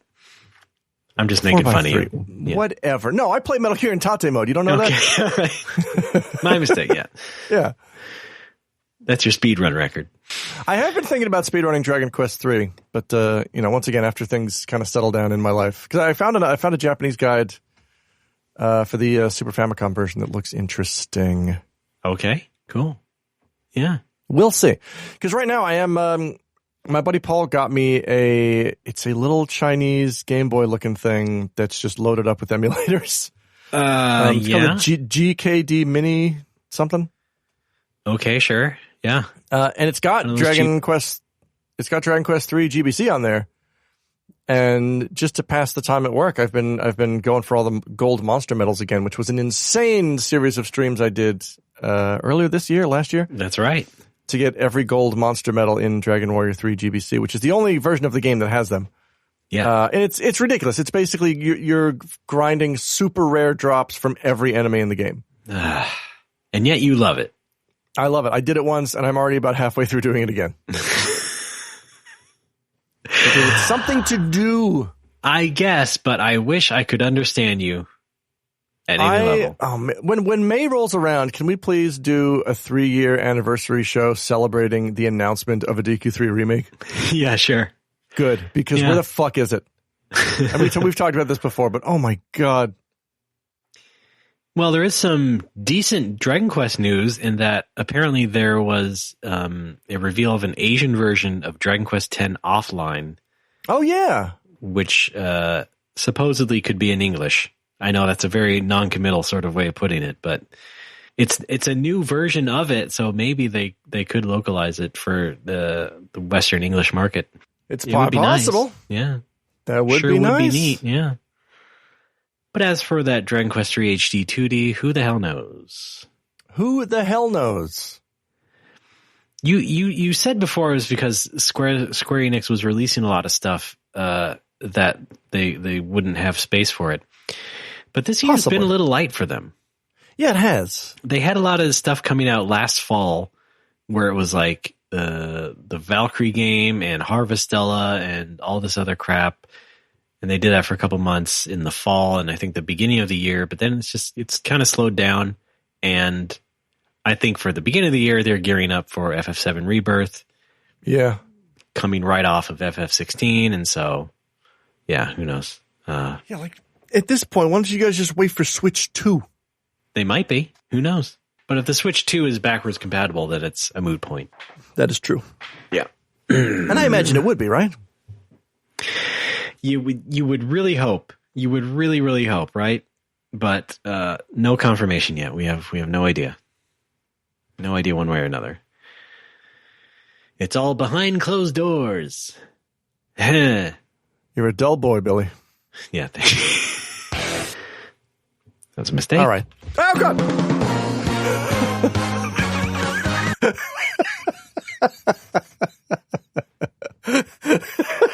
Sorry. Okay. Yeah, sure. Okay. No. You doing okay? No. All right. I almost spilled my oatmeal on my lap. Oh, God. I thought you were done eating. No, I don't have time to eat because I'm doing a podcast. So every time you talk, I have to mute my mic and then have a spoonful, 11 spoonful. But I still have a bit to go. And I almost knocked it onto my lap, but I corrected it. And when I corrected it, the bowl hit spacebar, which is tied to this drop. Yeah. Which I guess is my new oatmeal theme. Okay. No, it's baby news. Okay.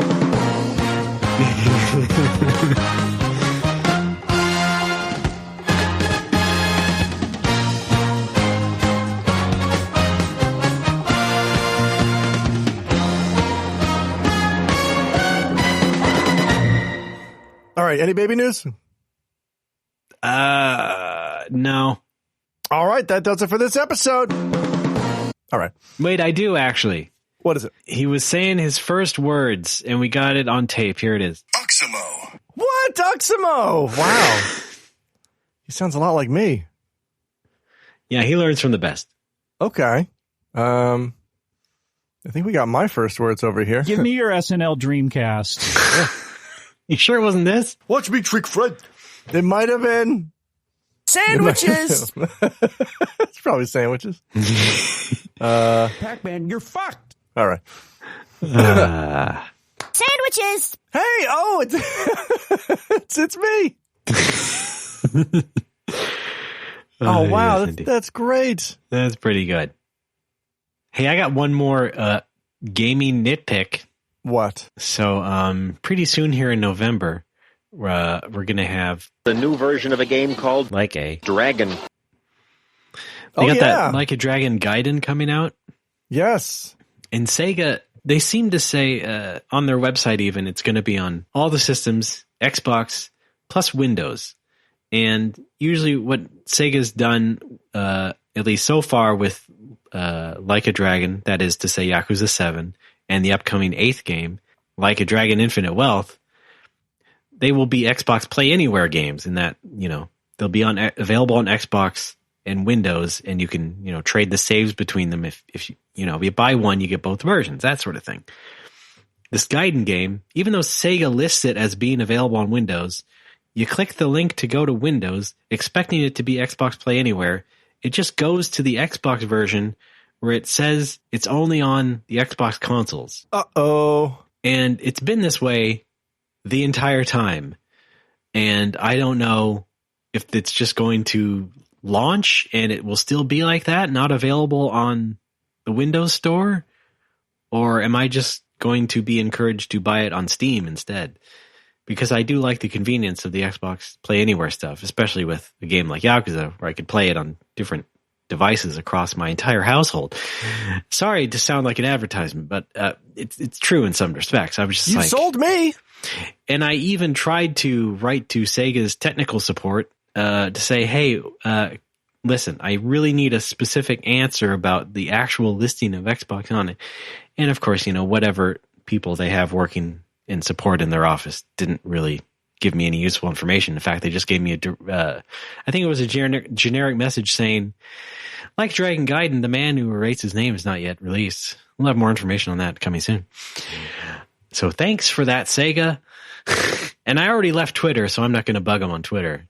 But, and it seems like no one else has brought it up. I seem to be the only one who's noticed that the game is not really set within Microsoft's system to be on Windows and Xbox. Anyway, that's my nitpick. We'll see what happens. Call it good encouragement to not pre-order digital games. Just wait until they're out. There you go. Okay. Oh, that's that. Let's move on now to the new version of a game called Little River. The Boke. Of course, in the most specific way possible, I can say that today, in fact, the translation patch for Boku no Natsume 2 was released. That is good news. Everybody's very excited.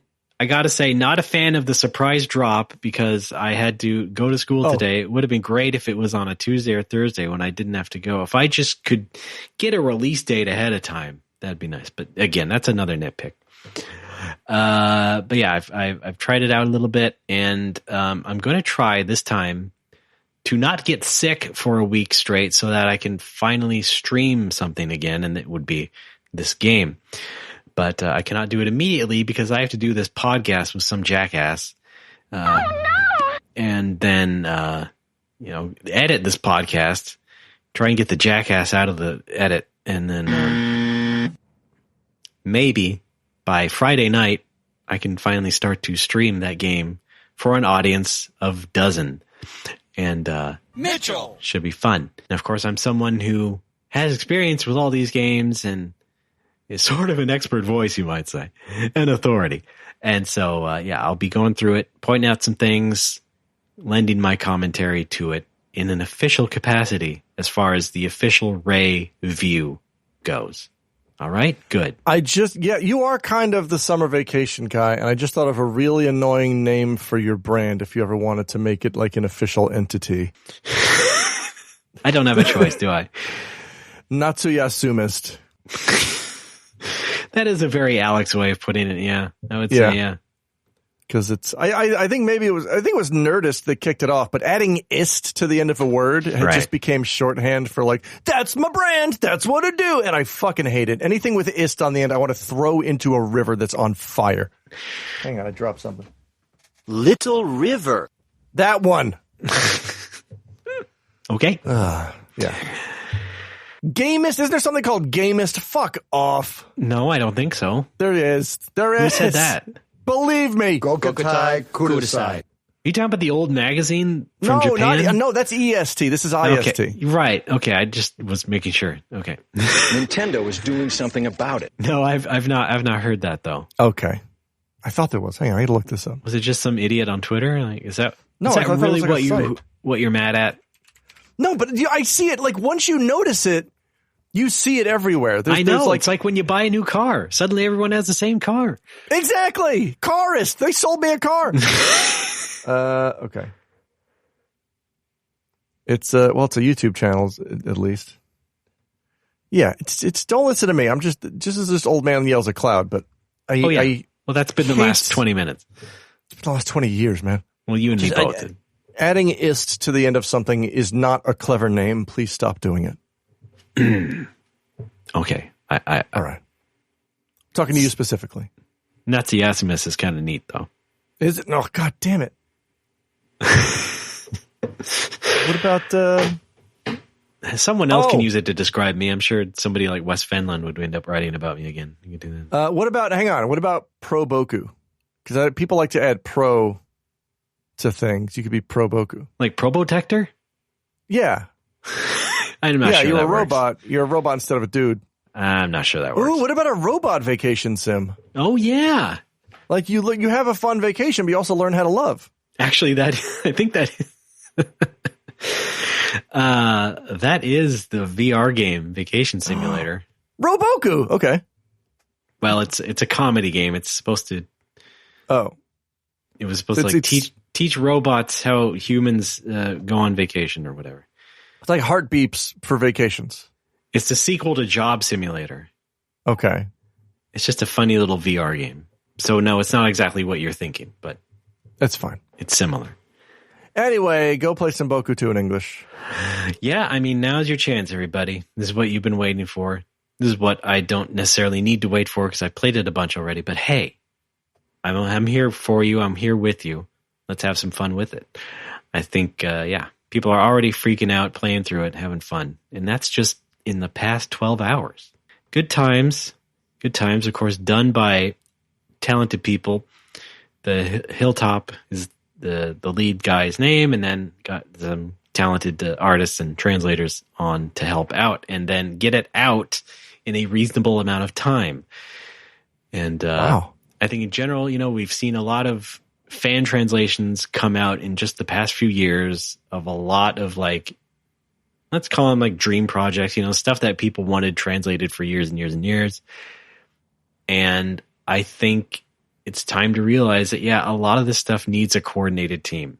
We just can't have the high school kid, the college kid working alone, trying to hack Final Fantasy V or whatever back in the day. You know what I mean? Boy.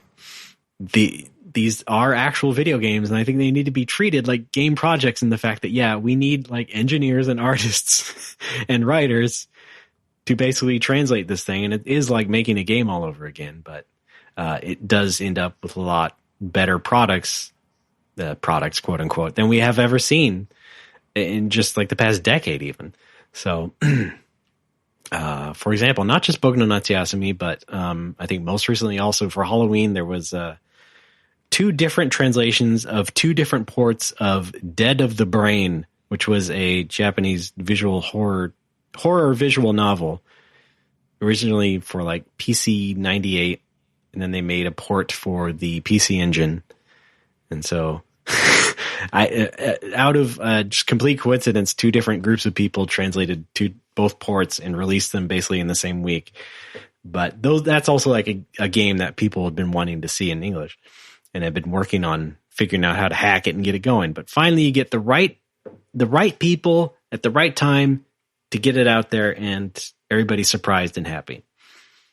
And then it belongs to the world, or the English-speaking world. Here's a good name for someone who needs a pseudonym for ROM hacks, Buddy Hackett. Yeah. Yeah.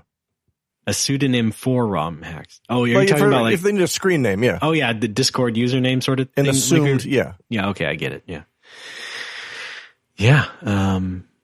Now, we just need Sega Gaga to finally be translated, and I think we're good. Are you volunteering? No. I'll help out. You don't even... Here's some Japanese words I know. You deleted Neko. RPG Maker. Kawaii, I know that word. Inu is dog, I think. Right. We talked about Inuyama. Penguin is penguin. Uh-huh. What are some other words? Gimu kyoiku is compulsory education. And got weird all of a sudden. I think san is 3. Okay. So we can translate the video game Super Compulsory Education 3. Yes. Oh, it's out? No, I mean, we're going to do the fan translation. Okay. You and me, yeah, right? Man. All right, I'm down. good. Let's do it. Let's go for it. Alex, any Japanese video games you'd want to see translated? Densha, they know. All right. Oh, yeah. You've played everything. No. You're good. No, you're good for now. I'm not good for now. I don't know. I got shit to do, man. Well, I'm not asking you to play them. I'm just asking you to wish upon a star. Oh, I don't know. Okay, fine. How about bring back all the cut content from Incredible Crisis? How about that? All right. Sure. Is that a real thing? Yeah. They had to leave out some stuff in Incredible Crisis because, they cut out an entire mini game, which was like in the ambulance. It's based around identifying kanji, and they're just like, fuck this. Yeah. Well, was that a cut or more just like a localization? Like, they could have replaced it with a different thing. I mean, wait, see that I don't remember because I've never finished the game. I've watched people play the game. There was at least one section that was cut entirely. Okay. And I think some other sections that were changed to be Western friendly. I see. Okay. Yeah. It was like when they had that quiz game in Mega Man Legends 2. Yeah. Like, a lot of Japanese quiz games out there over the years, and it's like, you can just rewrite the questions, right? That is speaking of translations, that is the most thankless kind of Game Center CX dub job is the quiz game episodes. Oh, sub, yeah. Because it's so much work to translate those questions, and the episodes aren't that interesting anyway. Yeah, I know. So it's like you're putting in. I feel so bad for whoever has translated those because you put in so much work for episodes that aren't great in the first place. Was it? Yeah. Not all of them. Well, Nina didn't do all the typesetting. Yeah. I've seen some bad GCCX dubs, which I don't think she worked on. Subs. Yes. You said dubs twice. Did I? Sorry, I meant subs. The good, well done translations of the quiz episodes. Yes. Were spearheaded by Nina. Yeah. Okay. Well, that makes it. See, that's a thankless job. Well, isn't she coming over tomorrow? You can ask her. Yes, I will. Maybe I will, smart guy. No, nobody's doing Game Center CX dubs. Not yet. Should we though? Yeah. Hello, Game Center CX Kacho no Ari no Des. Wait. Well, they did. I mean, the original Kotaku thing, that was, they dubbed the announcer. Oh, that's right. Yeah. They somehow thought that they needed to dub the announcer, but yeah. His smile and optimism, gone. No, yeah. No, it was more like, his smile and optimism, gone. A little bit more bravado in it. But no, there's I think I've yelled about this in the past, but there was a Game Center CX dub. I think it was Captain Tsubasa. You said it again. Sub. Sorry. God, fucking. I think it's because I have FF7 fan dub on the brain. Okay. Yeah, that'll poison you. Yeah, I understand. Yeah. Whoever did the fan sub for Captain Tsubasa. Mm-hmm. Yeah. There's I think a Brazilian soccer player, whose name is pronounced Jew, and it's Giu. Uh-huh. But in katakana, that's just Jew. And so the subtitle was just Jew, as in Jew, Jew. Yeah. And anytime he did a special move and Arino shouted, Jew kick, the subtitle was Jew kick. And it takes a couple minutes to research the topic of the game that he's playing to find out it's not Jew, it's Jiu. It's a guy's name. Why on earth would you think it's Jew?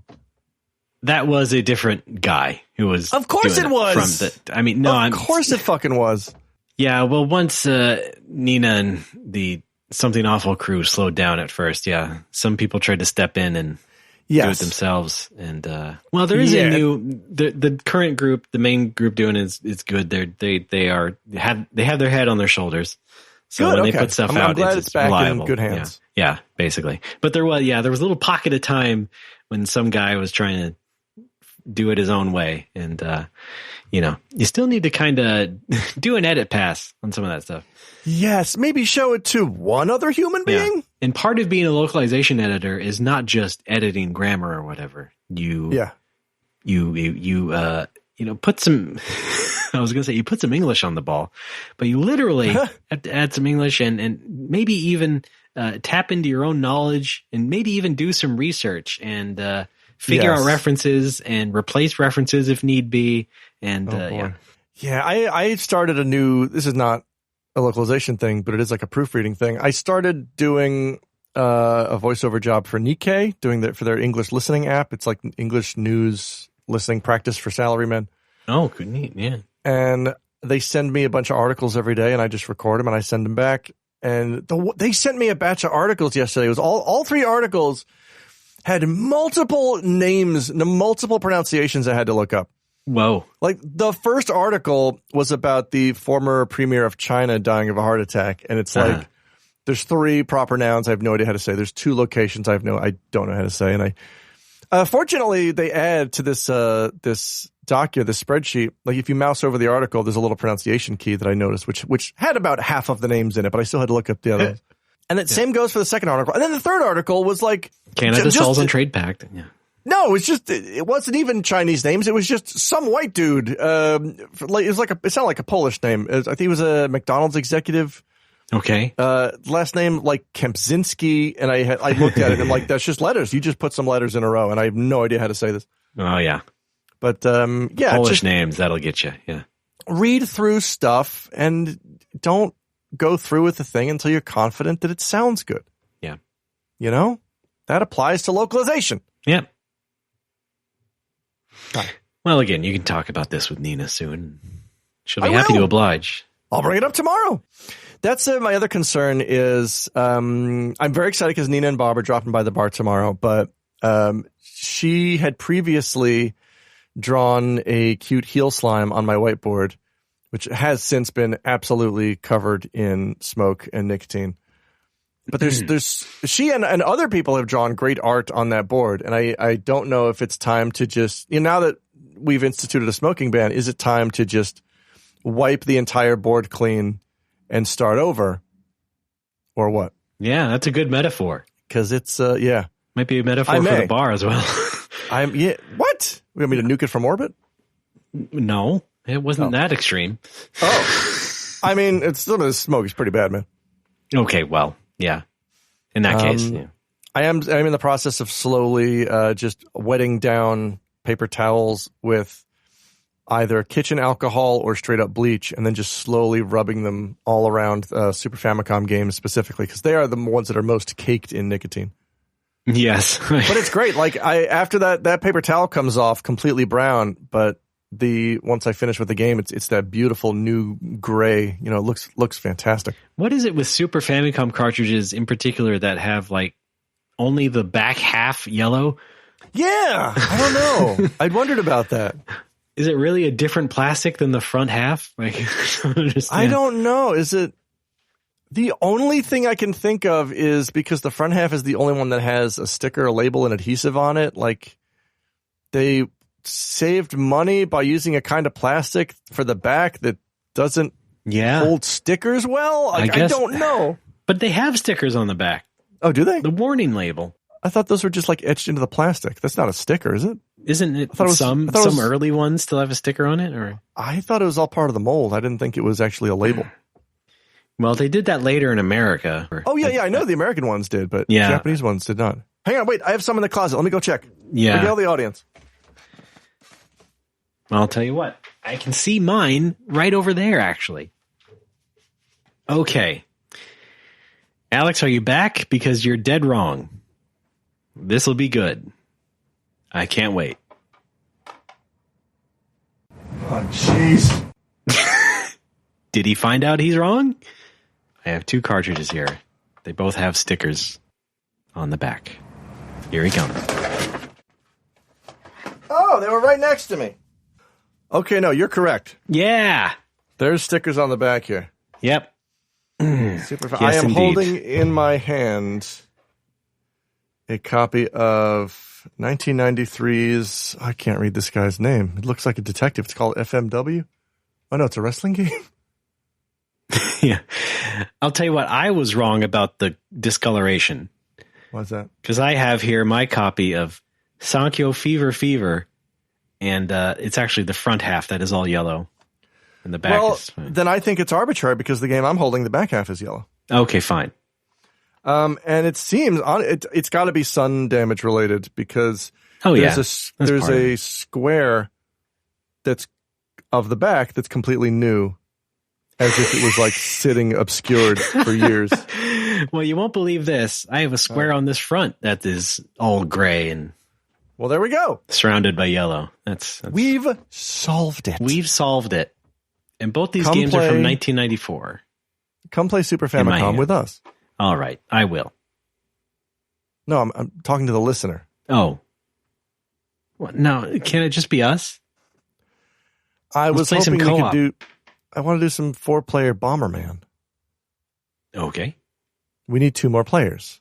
Fair enough. Well, we both have wives. That is true. Yeah. Okay, and your son can be the ref. Yes, exactly. All right. Right. You remember when Jerry Seinfeld did the marriage ref after Seinfeld? Oh, dig this. God. I've got an idea for your son, and it's a new show called The Explosion Ref, where we play Super Bomberman. And then he's there to call. He's making any technical decisions in the event of uncertainty. Shall we move on to fan fun? Let's move on to fan fun. Let's take a quick break and come back because we have some fan fun. How do you like that? I don't. I mean, do. I'm Rebecca. Oximo. Yeah.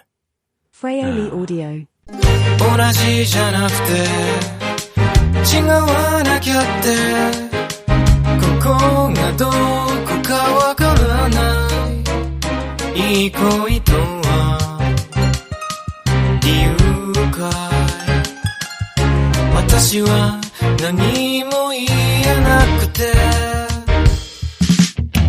線の向こうからおかしくないよと語りかけたあなたはどこいるの魔法で私は Folks are back as No More Whoppers. I'm Ray, that's Alex. Hello, we're Alex, back. I have a Super Famicom cartridge update.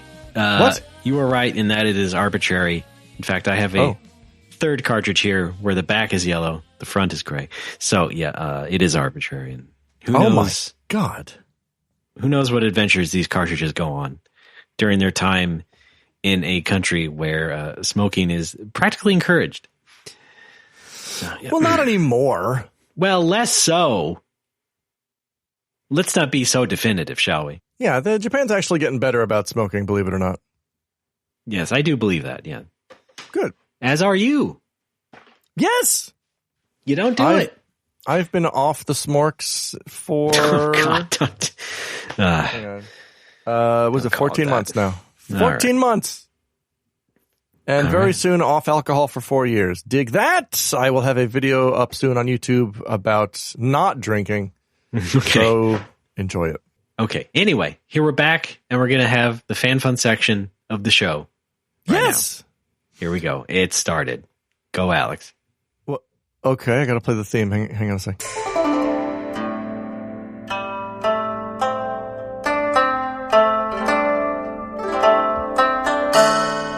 Good are you? Wow, perfect. All right, we going here from... No, hold on. What? We got to tell people, first of all, we do, of course, play voicemail from our voicemail line. It's 805 NMW Talk.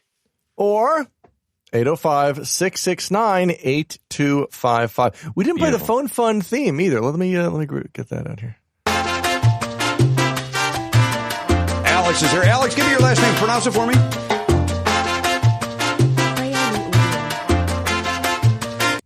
Sorry. Hot ass. All right. Man, I did actually, I almost took if I wasn't in a rush yesterday, I would have stopped and taken a picture of a big, hot ass? No, a big tub of fry oil that just said in katakana, furai oiru. Because I wanted to take a picture and tweet that like, hey, it's my last name. Darn it. Well, there will be another Next time. I'm sure. It was, it's Amika. I go down there at least once a week. So, we have a call. We have one call this month. Are you ready? Yeah, go right ahead. Hey, it's Carl from Philly. The real Carl, not that dirty imposter. Oh, come on. If I sound different, I've got a cold. You're talking about Persona spin-off games. I feel like any game with a good soundtrack should automatically get a rhythm game. Those Persona dancing games are pretty great. And then you're talking about references to in video games. I completely agree with you. The only thing I like is references to other stuff, where you fit in that, like, small Venn diagram of people who know Beatles songs and Final Fantasy XIV quests. Those kind of things. For example, the scalps of the wedding were delicious. Again, this is the real Carl. I don't. What the scouts of the wedding were delicious. I mean, that's what the transcript says. That can't be what he said. The scallops at the wedding. Oh, the scallops. Yes, they were delicious. Thank you. Yes, they were great. Wait a minute. Carl wasn't at the wedding. Any game with good soundtracks should automatically get a rhythm game. What do you think about that assertion? Absolutely. I can agree with that, except for the fact that the Persona dancing games didn't do it for me. Oh, no? I don't know. Maybe it's because I'm not fully in love with Persona music. I mean, I was with 3. Yeah. It just kind of was a downward slide after that. Like, I get it. I get it. I feel like I think Personas 3, 4, and 5 all have great soundtracks. They're slightly different. They're not all the same styles, but I think they're all great. I recognize that. I respect it. And I'm not an Atlas fan. It's just not like, oh, it's in my rotation sort of thing. I don't mean that. It's in mine. Plus, like all the other Persona spin-offs, they have to shove in the equivalent amount of story dialogue. That's what we don't need. Yes, we don't need more story. Like, and that made those games a little less fun. There's a new monster. Yeah. It's a new monster. Let's spread that out into 80 text boxes. Yeah. And you do not need to add a new story. There is a story already. Yeah. And it's the story from the game I played. Just let me dance. I just want to dance. I had this dream game, fully like wishful thinking sort of game. And this would have been a lot better when Rock Band and the other plastic instrument games were more popular. Sega Musical Mega Mix. Just like a rhythm game that, you let's say you could play with a Rock Band guitar or something. And it would just be a bunch of like the best Sega music arrangements, whatever, Sonic, Space Channel 5, all the good stuff from all those games, years of history. Of course, it never came to be or anything else like it, but man, it would be neat. Yeah, there's plenty of good Sega. There's tons of good Sega tunes. I mean, you can find it in a sense, like in the Japanese arcade rhythm games where they will pack them full of different covers or other, game music things in it. But I'm talking about it just looks and plays like Rock Band. What are they called? The tracks, the road, the highway is what they called it with all the notes and stuff. It's just Rock Band sort of thing, but all the Sega music. No anime gimmicky stuff like whatever the hell that washing machine game is called. Just My? Play. Yeah, My. Yeah. Or why not just bring back Sega's own famous maraca shaking rhythm game, Sandra Day O'Connor? Well, they did. Oh, she's back in full force. Okay. She's on Switch and iOS and VR. Good. All right. So yeah, you can play that. There's so many. I mean, I'm a Phantasy Star nerd at heart. There's so many Phantasy Star bangers. I think I used a remix in one of the recent Nomo episodes. Might have been last month's episode. I used a remix of the Phantasy Star 2 battle theme, which is incredible. And it now has a permanent spot on the bars. I have a playlist called Crit Bump that I play at the bar when I want to hear battle music. And that's on there. And I looked up recently, boy, who did the soundtrack for Phantasy Star 2? Cause there's a lot of bangers on here. Mm-hmm. And I looked the dude up and he didn't do much music after that, I don't think. And now he's just the president of a mobile game company and I don't think makes any music at all. And I'm like, man, it seems to me that that's a real waste, but it's also maybe there's a lot of nostalgia at play here. That's making the song stick out in my mind more than it really is. This goes back to my rant a while back about background music versus foreground music and how foreground music stays with you because it's in your face because you're having a battle and it's one of those things. Maybe it's just like a battle music, it's because you're in a moment, you're experiencing conflict and it really sticks out to you. Maybe if I played that song for someone who's never played Phantasy Star 2, would they jam along with it as much? I don't know. Maybe. I don't even know what you're talking about. You could play it to me right now. Oh, okay. You want to try it on me? Yes, hang on. I gotta get it. Here we go.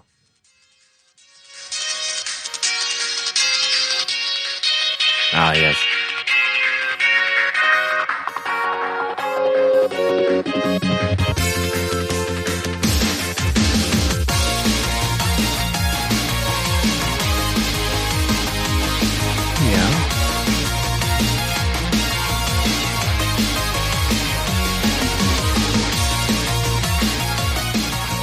Yeah, man. it's just a remix of the Phantasy Star 2 battle music, but it's just so good. Yeah, sure. But and this again, remix, by the way, gave me a Mega Man vibe. Yes. Oh yeah, that's true. This remix in particular, I've just added it's on permanent bar rotation. But it's how much of the music that we listen to fondly is because of nostalgia. A lot. That's not necessarily bad.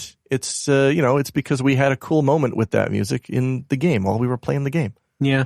And then there's music that you can appreciate objectively, which is I kind of think what you were doing with the sound test. Here's some beautiful game music from a game that just came out. Yeah. Well, not just that, but also like arrangements. Because, arrangement, yes. Like when Square would put out their SQ albums and stuff, those were a lot of good arrangements and remixes. Oh, God, I used to play those at the bar a lot. And I wanted to surface that stuff too, because personally, I don't think just repeating or playing a whole playlist of just chiptunes is all that enriching. And I think most people... That's not what that playlist is. Oh, you're talking about sound test. Me. Okay. Sorry. Me, you dingus. Sorry. Yeah, my goal with that was to just make it seem like a real music show somewhere on the radio. That was Mina no Golf. Next up, TurboTax. Is this right? Is this Ski? Did Ski Free have music? Dude, are you going to the Ski Free live video game concert? I'm never done. Oh my, Galactic Pinball -conflict.mp3. All right. But yeah, every good game soundtrack deserves fudge. Deserves. Thank you, Carl, for calling in. Sorry. Appreciate it. That's our only call this time. So wait, Carl also mentions he touches on video game references, which was something I was kind of griping and grousing about last time. And I agree. Like the thing, like I agree with Carl here. This goes back to what we were saying last time. Like references are great. References are fine. Just they're better when they're not video game references. Yes.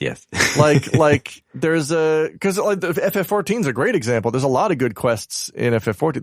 There's a Fate full active time event in Final Fantasy 14 called "I Just Died in 4 Arms Tonight," which is outstanding. It's a yeah, sure. You okay?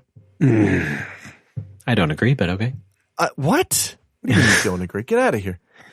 It's I am on board anytime a non-video game thing is referenced, because it's so easy to reference video games in a video game. I'd rather people not do it at all. It takes me out of the game. It makes me think of a better game. Was that your aim? I don't want references to video games anywhere. Not in public. I agree with that. Not in movies, music. Yeah. I don't need references to video games. I mean, especially now that the nostalgia marketing machine has been in full swing for the past decade or so, and it's remember Donkey Kong? Hey, remember Pac-Man? Hang on. Yeah. Butterfingers. Pac-Man fever, it's driving me crazy. It's driving me mad. I do have to fly in a couple weeks. I don't still have to take a test if for Pac-Man fever, do I, before I fly? Do they have the gun? Not entering America, but exiting. Temperature gun? Okay. Yeah. Temperature gun. Hey, man. He's tested positive for Blinky. Oh, no? The Blinky strain. Hey, Pac-Man, who's your favorite Final Fantasy X character? Still Waka? Oh, man. Oh. Speaking of references, I'd rather not hear. Pac-Man, what are you into these days? Sandwiches! Oh. I was just asking one of you. It's still cherries and shit. You're only asking one of the Pac-Men. Bart, I don't want to alarm you, but there may be a Pac-Man or Pac-Man in the house. I think I'm going to cut that anyway. I don't know why my soundboard is acting up today. How about Stinger? Can I talk you into Stinger? I don't know. We had a good one at the top of the show there. Oh, come on. I thought that was the opening. It can be used as a stinger. Part of it is what I'm saying. Oh, man. We have some fundamental disagreements about editing, don't we? Yeah. Okay. Pac-Man, you're But fucked. in the end, I'll be the one. I'll be the one to Fine. win. Fine. It'll Well, be me. it's your episode. You can do whatever you want. Yeah, exactly, fucko. You could isolate a clip of me saying something stupid like, I'll eat a cake off the ground. Game Center CX dub job. Game Center CX dub job. Game Center CX dub job. And then use it forever. Oh no, it's the ass twins. It's the hot ass twins. They only want one thing. I do get angry a lot. Shut up. Look at these Cocoa Pebbles. They are delicious. Lovely. Well, once again, that is fan fun. Yes, thank you very much. Thank you, Smo. I mean, Carl from Philly. Scarl, yes. Smurl, Coral. We have fun. Thank you for calling. If you want to call, you can do so by calling 805-NMW-TALK or 805-669-8255. Thank you. Yes. You'll know you're doing it right because your phone will sound like beep, beep, beep. Yeah. Beep, beep, beep, beep, beep, beep, beep. Hey, you're Right? good at that. Well, Want to go do some phone freaking later? Yes. Oh, let's freak into the Pentagon. Okay. No, that's not really how it works. Oh, wait, don't you? Hang on. I thought you pick up the phone and you call them and then you say beeps and then you zap into the phone like a freakazoid and you come out the other side. Oh, okay. Yeah, no, you do get it. Yeah, that's it. Yeah. I've done it. Yeah. Okay. Yeah, I got into Fort Knox that way and I couldn't remove any of the gold because I couldn't zap the gold through the phone. And I got into Fortnite that way. I'm a skin in Fortnite. Are you? Yeah, just look for chubby 40-year-old. Okay. There you go. No, So search for Nazi Essimist.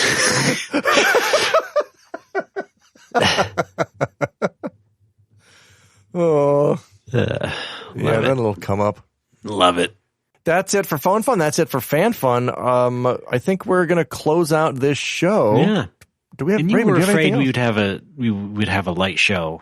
I was afraid we'd have a light show because I'm so mired in horse shit recently that not much exciting happened to me. But I'm glad that you're here to lift my spirits and help me talk about things. That is what teamwork is all about. You need someone else to help you lift.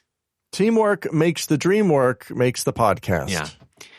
Do you remember, by the way, episode 227 was called Bokuvist? Wow, no, I forgot. And this one's going to be Nazi Assumist? Not necessarily, but maybe, yeah. Oh, yeah, it could be. All right. Or Bokuvist too. Could be our first sequel episode.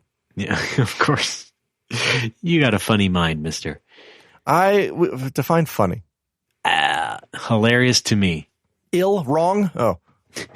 Ill-conceived? I've often been described as ill and wrong. You were dropped as a baby, is that right? Actually, yeah. I rolled off an examining table onto the floor, yeah. Oh, okay. Head you weren't first. held by your... That is true. Okay. No, my mom didn't drop me. I dropped my pacifier. It rolled onto the floor. My mom picked it up to wash it off. She turned her back for 2 seconds, and I went thump-a-thump-a-thump-a donk onto the floor. Yeah. Head first. That's babies for you. Yeah, they're dumb. You literally cannot take your eyes off them. No. Please don't. They'll be zipping around in your car. Yeah. And we've already discussed that, yeah. Oh, I did get finally got my voucher for my 5th COVID shot. Ah, yes. Really wished I could have gotten it done before I went to America. But alas, I got to wait till December. Oh. Well, at this point, can you just go to America and walk into a CVS and get it done? Oh, could I? Yeah, but I don't want to sacrifice a day of my vacation to being sick. Oh, I see. You know what I mean? Yeah. Well, I'll tell you what. I got mine recently, and I've also talked about getting a fever the day after. This time, I made the effort to just have a swig of NyQuil before bed, and I woke up fine. So that might have fixed me up. Maybe it would work for you. It's kept back any fever, I would say. So, well, I don't know that Japan has NyQuil, which I assume is short for night quill, which I guess in Japan would be Yoru Quill. Sure. Well, I was still talking under the context of you in America. Oh, they have NyQuil. Yeah. They also have Dayquil. Yeah. And Okay. Z-Quil. What's Z-Quil? Or ZZZ-Quil. It's just for getting you knocked out. Oh, cool. There's no other medicinal benefit. Oh, really? It's just a sleep aid. That's all it does? Yeah. Shit, should I take some on the plane? I mean, I could sneak it on the plane in my stomach. They probably, have to be under 3 ounces or whatever. Oh, jeez. That's, I'm currently dealing with how to transport a liter of soy sauce to America. Okay. Because there's a specific soy sauce that my brother likes, and I found a bottle of it, but it's glass, so I may just wrap it to hell in bubble wrap and packing material and clothes and just put it in the center of my luggage and hope for the best. Yeah, let's take some lessons from the PSX here. And yeah. The thing with the PSX is that you should have done a box in a box. Yeah. Just make like a chalupa of a box, have the hard shell on the outside with the soft, chewy center surrounded by refried beans. I was just so excited that the first box I grabbed was almost the perfect width. And then afterwards I realized, it should have been much wider. Need more width. Need more width. You know me, I need the width. It's all right. Yeah. Well, good luck to the soy sauce at least. I think that'll probably fare better. I think so. Yeah, because I'm going to wrap it. We have just a drawer that's nothing but bubble wrap and packing material. Every time we get something shipped to us, we take it out of the box and put it in the drawer. So it's just always ready for us whenever we need it. Yeah, I'm prepping to sell a lot of my stuff, as I mentioned before. And as part of that, I'm saving a box of packing material. Why is growing. Why do I see a price tag on that PSX behind you? Selling that, Don't you worry, none. I think it's time for me to start selling off some of the stuff in the bar. Because most of it is just taking up space. Some of those half-yellow cartridges, for one thing. Some of those half-yellow cartridges, yeah. So, I might just throw up a list of the games on the Discord if anybody wants to buy some. I'm not going to vomit. Okay. I'll get the sawdust. I thought you called me the vomist. I'm like, yeah. Book of Us 3. That's not... Season of the Witch. Season of the Wretch.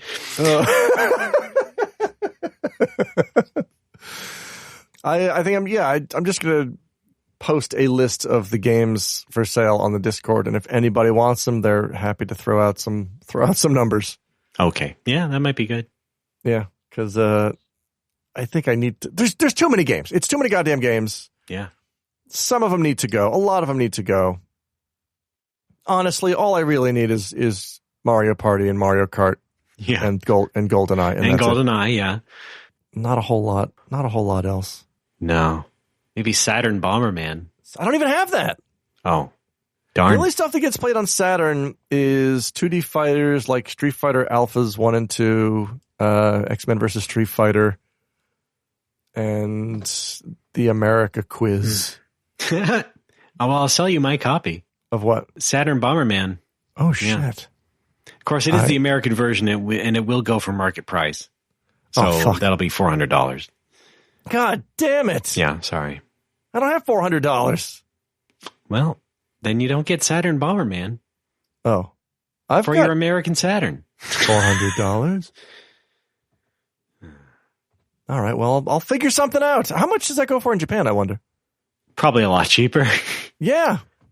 Yeah, but is it one of those deals where, like, it's a lot cheaper or it's a lot cheaper because so many were produced? Like how, if you want to get a copy of Earthbound, it's $500, but you can get Mother 2 for 1,000 yen. Well, yeah, I mean, I'm also basing it on the fact that, like, the Saturn was a lot better performing in Japan and even Bomberman games. And the combination of the Saturn in the US and a Bomberman game didn't do too well. Oh, okay. So that's why I'm one of the, few dozen people who actually bought it when it came out. Good for you. Yeah. All right, let's wrap it up. I'm making the wrap-up motion. This has been fun. Play me off. All right, that's fine. You don't need to, though. Yeah. What do you mean? I mean, I know when we're wrapping up. Oh. Yeah. I'm still doing the motion. What happened to my throat? I don't know. That's our next bonus podcast. Throw it in 16 seconds. All right. Boku no Nodo. Okay, go. Nodos. Nodos. Yes. All right. Thank you, everybody. This has been No More Whoppers. Please go to our website, nomorewhoppers.com, and find links to everything important that we do. First of all, though, I want to tell you about our Patreon. Patreon.com/NoMoreWhoppers. You can subscribe to us. Well, the podcast, sort of. You give us $1 a month just to support us. $5 a month to get this show a week early without any ads or anything. And also access to all of our bonus shows. As mentioned, Gold in 16 Seconds, and our newest show, A History of Me and Alex running our video game website, Crunk Games. We did it. I mean, we had a site. Yeah, okay. I was like, wait, are we done recording? What? Where am I? Okay. Yes. Grab that. Or we got to tape the next one soon. It'll be fun. And yes, you can also go to nomorewhoppers.com to find our link to our Discord. It's free to all. Come on in, say hi. And of course, merchandise is a thing we sell. Shop.spreadshirt.com/nomorewhoppers. Find shirts, stickers, and buttons, and fun things for your No More Whoppers loving ass. Is that good? Is that good marketing? It's a great ass. All right. And once again, our phone number, our hotline, not really, but 805-NMW-TALK. Please leave a voicemail about anything, any comments you may have about what we've discussed on the show. Yes. Good How do God. you feel about rhythm games from big franchises? Keep it under a minute if you could. Keep it under a minute. 90 seconds if you're our friend Carl. 805-669-8255. Longtime friends, of course, do get special treatment. That's just how the world works, baby. Of course it is. Yes. Yeah. And Alex and I are also elsewhere on the internet. Alex, could you please talk about what you're doing on the internet? Go to Pitui.org. That's PITOHUI.org. You will see my voiceover resume. Hire me to do voice sounds for your project. Did you hear that? Did you hear those mellifluous tones in that Dan Olsen video recently? That was me. I didn't know I was going to get credited in the end. That was awfully nice. That was a nice surprise. Yeah. Call Alex for your next Game Center CX dub. Yes, I can be. I will do Arno the Cacho. What is this? Donkey Kong Country 2? I remember playing this in university. You can also find information about... In Japan, of course. Super Donkey Kong 2. You can also find out how to get to my bar. It is a physical location, not just a net address. Wow. The bar, Critical Hits. Where you can come in and play video games and enjoy a beer or a rum and coke or whatever you want to drink. This guy's old school. I am the oldest school. You can also find my Twitch channel, twitch.tv/hoodedpatui. Links to my social media, which is mostly Blue Sky now, which is also patui.org. Drop on in. Let's have a jape and a joke and just get real chummy. Raymond, over to you. Jungle Japes, another Donkey Kong reference. Okay. Yes! Yeah, I'm mostly on Blue Sky too, but you can go to rdbaaa.space to find all my important links. But also I'll mention twitch.tv/RayDB. That's RayDeebee. Boy, it's really fun to spell out anyway. It's on the link. Just go to the RDBAA. It's about space. But I did want to point it out because maybe I'll be streaming Boku no Natsuyasumi 2 and have that up for you for viewing at all times of day, perhaps. So yeah, check it out. We'll see how it goes. And you know what? The more I say it on more platforms, this podcast included, encourages me to actually get it going. So I know I've kind of given up on streaming a little bit due to my life, but don't give up. This is a special occasion. Let's try and do it right. All right. Yes. And, sorry. No, go ahead. I wanted to just interject quickly while we're on the topic of streaming. Thank you, everybody who donated to the 2023 Spooky Garlians? Let me take that again. On the topic of streaming, thank you to everyone who donated to the 2023 Spooky Garlic Alfredo. We hit the goal, 300,000 yen for Tell Japan. I really appreciate it. This is seriously a big deal to me. because I feel energized, doing something positive instead of just being a big bad drunko. And it feels good to have kicked a problem to the curb and now using this newfound energy to do something positive for people. It really means a lot to me. Thank you, everyone who donated. We'll be back to do more of it next year. All right. Yeah. Okay. And, of course, my game company, Bipedal Dog. But once again, you'll find the links at rdbaaa.space. That's about it. Well, thank you, Alex, for being a good sport. Anytime. Everybody else, keep your nose clean, and we'll see you next time. Gold subscribers, stick around till after the show. It's the world's first open mic Thanksgiving dinner.